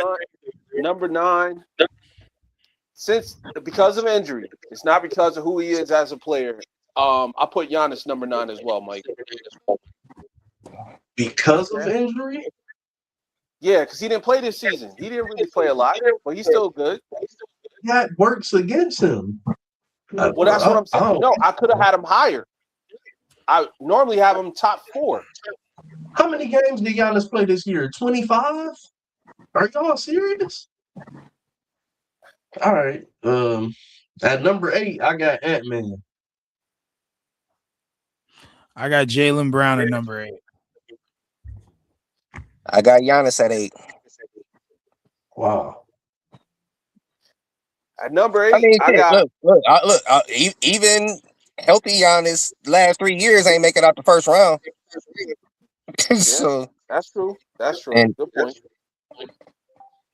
Number 8, I got Victor Wembanyama. What? I was y'all probably misreading my thought process a little bit. I'm pondering how Giannis make y'all list at all, but only playing 25 games this year. I ain't saying that that I think he should be higher. I'll be honest, he didn't make my list at all. Not missing the time that he did. I just I can't put you on there, in my opinion. But at number 7, I got Luka.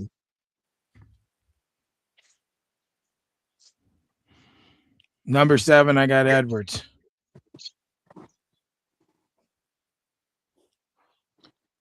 Number 7, I got Luka.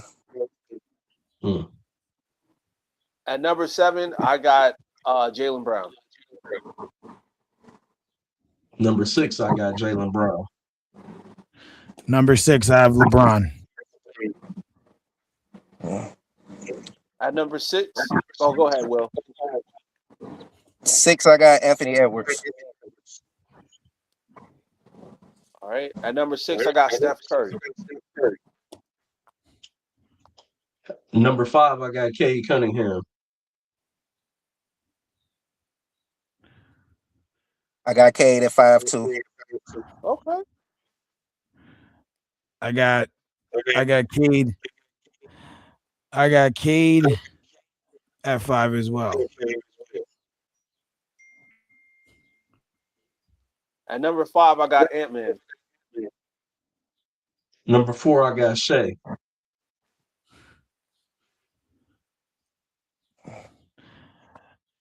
Number 4, I got Brunson.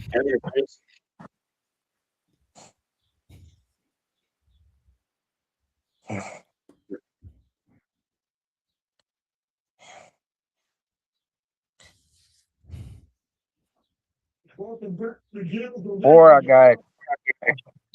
Damn, I'm still.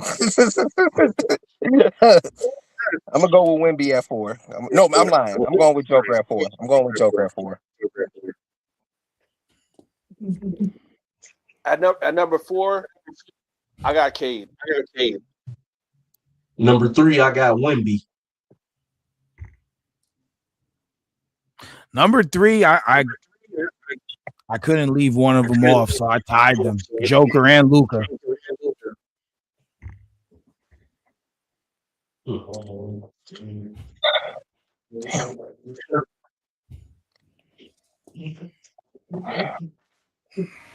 Three, I got Wemby. Since we're doubling up, It's your list. That's R&B saying it's your list. In fairness, my top 5 to 6 are normally one person. It's normally a struggle at the bottom. since we're doubling up, I'm gonna put Jalen Brunson number 3 and Luka number 3. Fuck it. Number 2, I got NBA champion Hardware Brunson. Oh. Number 2, I got Wembanyama. Oh man, y'all funny. Number 2, I got Shea. Yeah, number 2, I got Shea. Surprisingly, to shock and demand, number 1, I got Joker. Ah!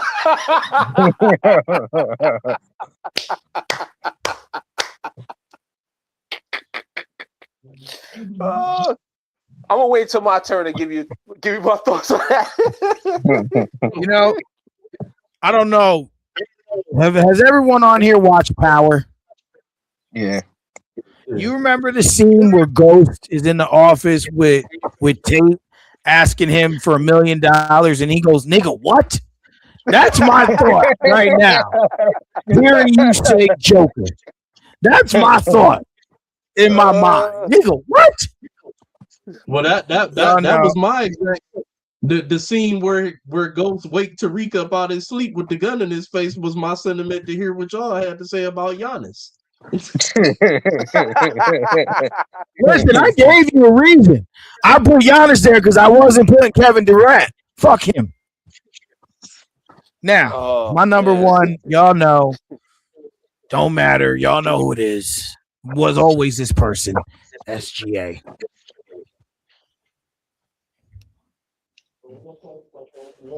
Mm.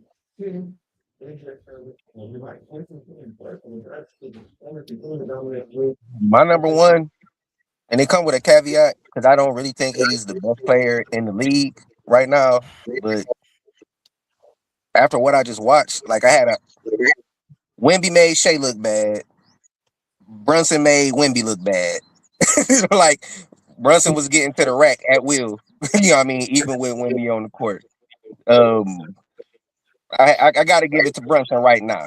Again, I don't think he's the best player in the league per se moving forward, but just after these playoffs that I just observed, I got to give him the credit that he do right now. He was the best player in the NBA throughout the course of these playoffs. So that's kind of where I'm going with it. I agree. Number 1, I I'm rolling with Jokic. Now, Yo, I never heard Rod straight segue so fast.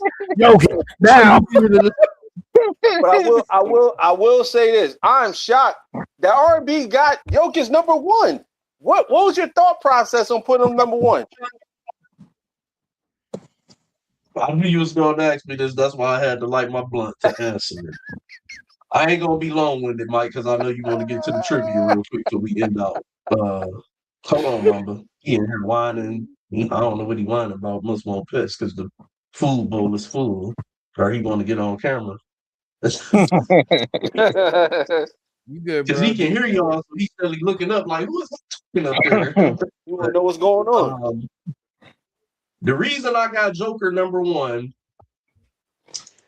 though he had the playoff failure that he had, it is undeniable the numbers that Joker put up this season, the numbers that he was able to put up at a lesser rate in the playoffs, and just what he brings to the game in totality. I kind of compounded my list on what I seen recently and what they did throughout the season and how I think it's gonna look possibly going forward, at least to start the season. We all know that if we revisited this list sometime in say December, it's probably gonna look totally different from how it looks right now because it's gonna be fluid. You're gonna have injuries. You're gonna have the emergence of new young players. Somebody from the draft might come in going crazy. You know what I'm saying? So it's all types of stuff that can alter this. So I'm just kind of basing it off of what I seen this past season throughout going into the playoffs, leading all the way up to the championship. And that's what made it hard for me on KD and Steph. Because I'm like, well, Steph did make the play in, but they, we know what happened. And then I had to give KD the notch at 10-8 because he actually made the playoffs, even though he had got hurt and went down and they lost. He made the playoffs. So you know what I'm saying? I just kind of compounded like that, and that's how it ended up, and that's how Joker ended up number one. I feel like going into next season, he's undoubtedly the best player. But like Will said, even though he had Brunson number one, he doesn't think that he's the best player. He's just what he would, off of him winning and how he played throughout the playoffs, is fluid. So, I got him number two, you know what I'm saying? But I think going into the season, it's undoubtedly if you want to look at the totality of things, Joker would be, the number one player going in the next season. Okay. That makes sense. Okay. Now he got to deliver from that shit. And let's not forget that. He got to deliver. Of course. And all these lists are are meant to be updated. Like you said, a rookie can go off. If barring injury, someone could get hurt, God forbid, but anything can change. Because there was a time when I thought Giannis was the most dominant player the season before last, but now it's like he's not even mentioned in the top 5 because he's been hurt most of the time. So it changes. It's very fluid. And that leads me to the question that I wanted to ask all three of y'all. What went into y'all thought processes of why y'all decided to keep him on? With everything going on, hot 25 games, the injuries, the trade speculation, like not knowing how things gonna look going forward. Like what went into y'all thought process on them? I'll go first real quick. The reason why I put him into my top 10 is because I kind of give this a throwaway year. I'm kind of like chalking up as a throwaway year because number one, we know he doesn't want to play in Milwaukee no more. He wants to play on a championship contending team. And then number two, also like when he did play, he dominated. He was averaging, I think, 25, 11, and 5 or something like some crazy numbers. But my point is, we know who Giannis can be.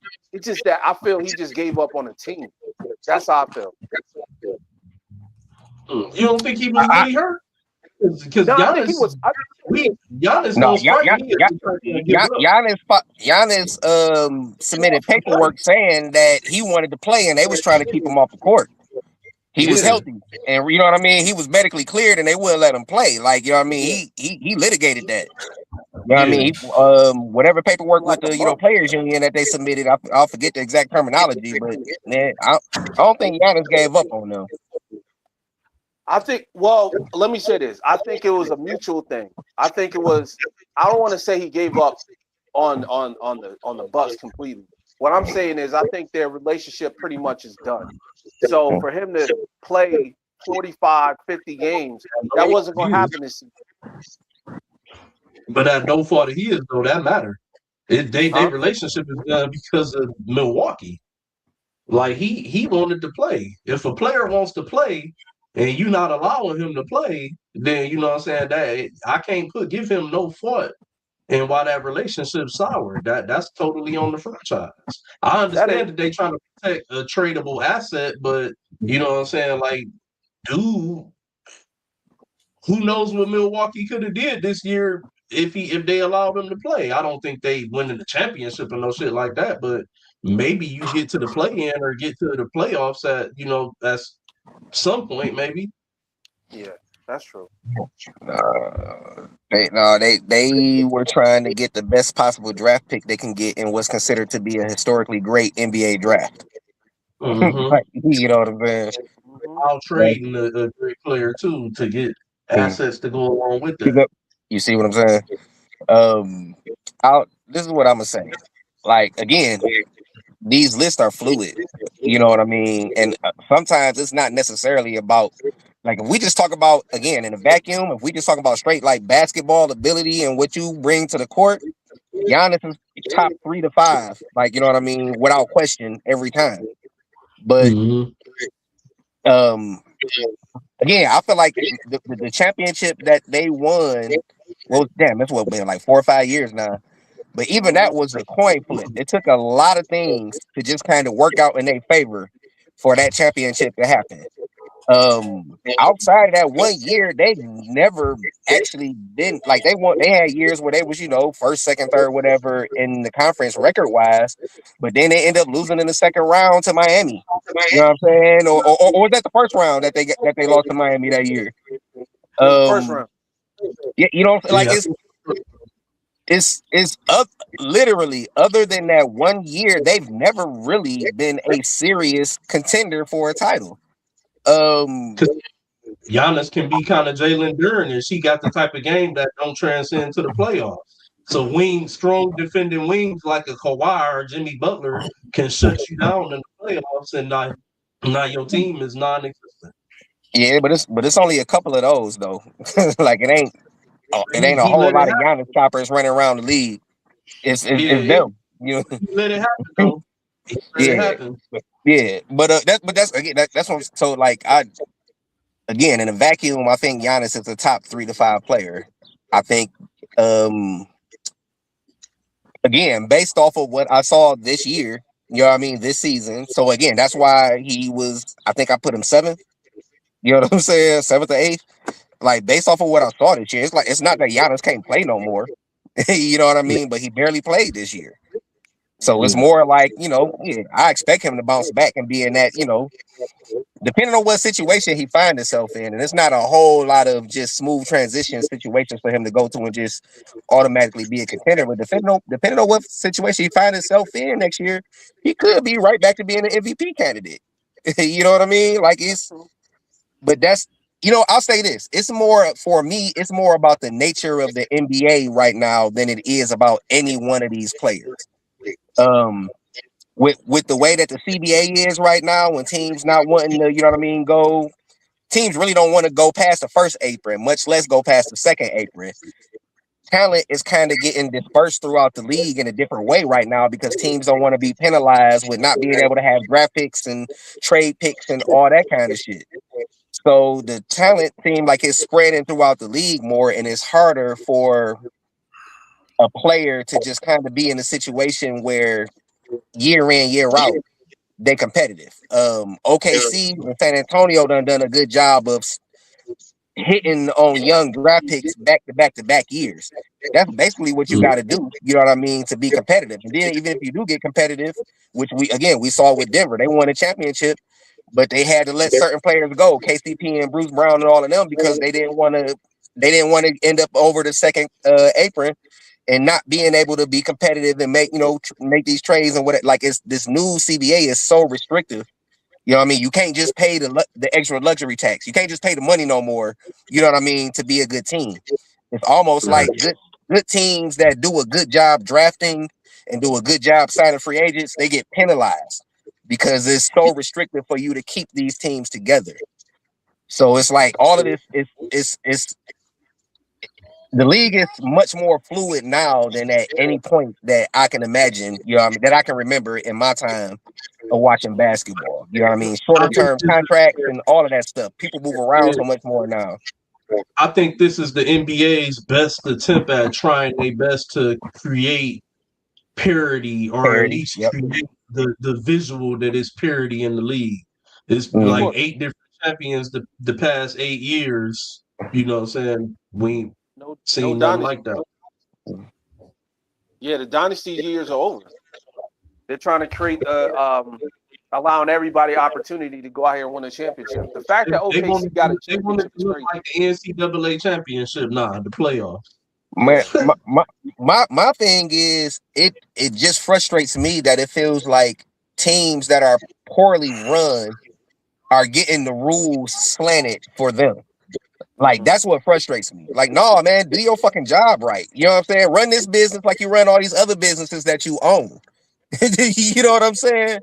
That's a good Right. point. Be a good, solid, functional owner. But they keep making it. Which that's with the rules They that they try, they just trying to make made a way for for the you who draft. don't want to Now spend the money I to like be how they competitive. flatten the odds. What'd you say? They trying to bend the rules damn near for the ones who don't want to spend the money to be Right. competitive to be competitive. But Mhm. with all of the tanking and the rules that they just made moving forward, you know what I'm saying? Even the shitty owners that really ain't trying, they gonna get penalized because if you can't be in the top 3, back-to-back years or something like that, Right. or whatever the case may be. So like it's with all the tanking, I think it's gonna end up affecting the bad owners in a way that they got to do better. Mm-hmm. Yep. Absolutely. I already know my sentiment on it. Fuck KD. Giannis made the That was it. That was it. There was no basketball thought into it. There was no world where KD makes this list. I don't care. Fuck him. He's a bitch ass nigga. Needs to go back to his light skinned daddy. Can I request a special segment for next week? Well, sure. I What you want? I want if everybody agrees on this, Raj gonna laugh. I want Mike to have a 2-minute soliloquy rundown of why he hates Kevin Durant so much. I would really like to hear it. I would really like to hear it. All right, so you really want to hear why I hate Kevin Durant? Listen, Yeah. I'll give you this. I like him more than I like Draymond, though. Yeah. Yeah. Okay. I think that's the case. Yeah. I don't think. I mean, I might be wrong. Correct me if I'm wrong, Mike. I don't think you hate anybody more than you hate Draymond, and I think I'm up there with you with that. Any one player? No. There's franchises I hate more than Draymond. Individual players. But individual players, there's not one that I hate more than crispity, crunchity Draymond Green. Like I said, I did not watch the roast of Kevin Hart because he was there, and I wanted to watch it. But his crispy, burnt ass was there. He was on the NBA during the finals. What the fuck you there for, bro? We don't want to see you. Turn the lights off so I ain't gotta look at him. Like, well, contrary to men, they do want to see Draymond because if they didn't, they wouldn't be paying him to show up. Remember, they not with TNT no more. That was a TNT thing. Now it's switched over to ESPN and NBC now, and they're still paying Draymond to show up in his spare time and do that show with them because I think they look at as one of the guys that when one of them decides to trickle out, whether it be Charles Kenny or whatever, I think you're going to see Draymond when he goes into retirement. He's going to be one of the ones that they end up, rolling over into one of those seats. I agree. Either on a permanent basis or here and there. I think that's why you see that. Listen. I think, brother. I think that people want to see him. I like Draymond though. I like all that we style need. of player. I want a rough rider. All we need is Draymond to get a white woman, and ESPN will fire him like they did Shannon. Just gotta give him a white woman. Let's go. You gotta pull a Shannon Sharp. You gotta pull a Shannon. Listen, he can still have his podcast.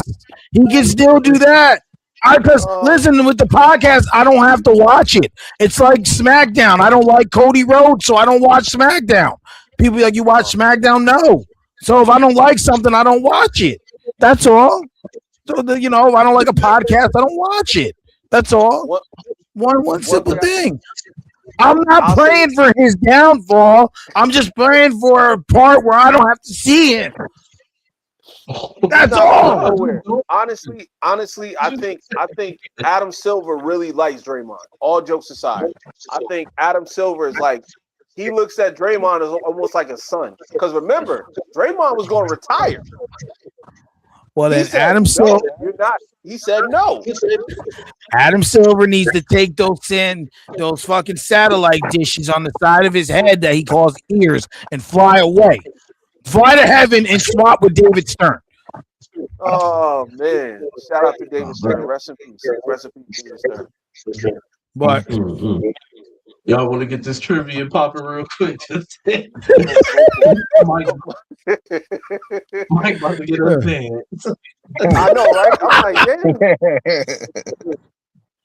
Now I'm gonna need that to be a minute and a half soliloquy on Kevin Durant and Draymond.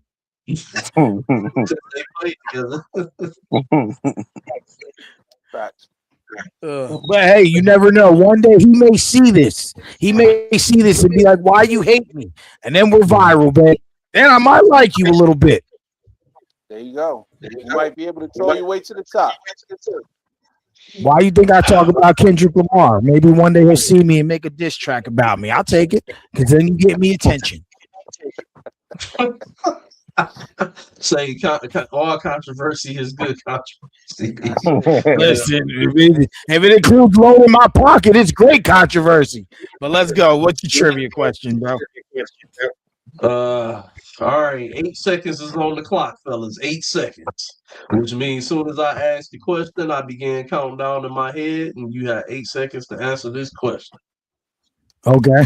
What player in NFL history caught a touchdown, threw a touchdown, and got an interception in the same game? What? Was it Marcus Mariota? Wait, hold on.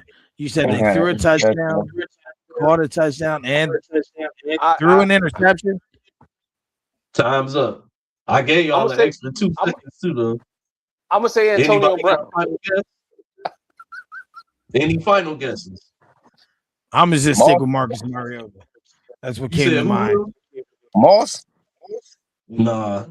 So it was David Patton, New England Patriots in 2001 versus the Colts. He threw a touchdown, caught a touchdown, and had an interception in the same game. Wow. My mind great. immediately went to the Patriots because Bill Belichick like be doing Bill Belichick shit. But the first person that crossed my mind was Edelman. And I'm like, yeah, but I don't know if he got the interception though. You know what I'm saying? Yeah. Okay. All right, I got one too.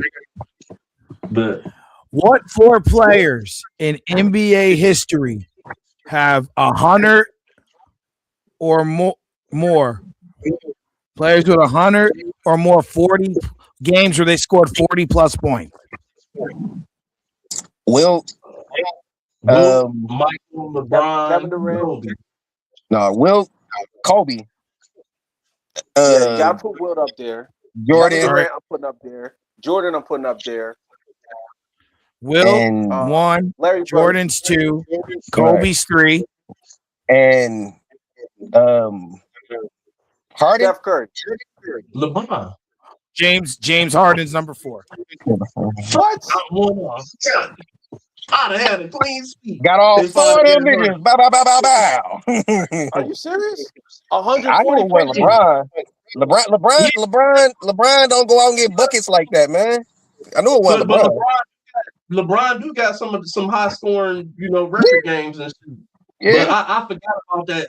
It's so easy to forget about James Harden run, man, because he James Harden. That nigga averaged what 37, 38 a game one season. Like, it was a lot of 40 and 50 point games that year. Yeah.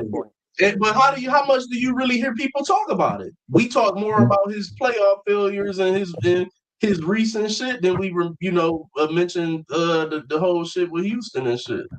That's sad. Damn, I wish he would come through. Told y'all, nigga got 2 whole different careers, bro. Yeah, that's right about that. Hell yeah. Well, my brothers, I know we went a little over today, but it was a good show as always. And we'll be back. You guys, let me know if you're available next Sunday. We'll try and ride the Sunday kick when we can, so Will can join us. We'll try and do it. Some music in there as well. But if it's the NBA draft, probably not going to happen. But we're going to try. So I hope you all enjoy your Father's Day. You have a great day, and we'll see everyone next week on the flip side. Peace. All right, fellas. Hey.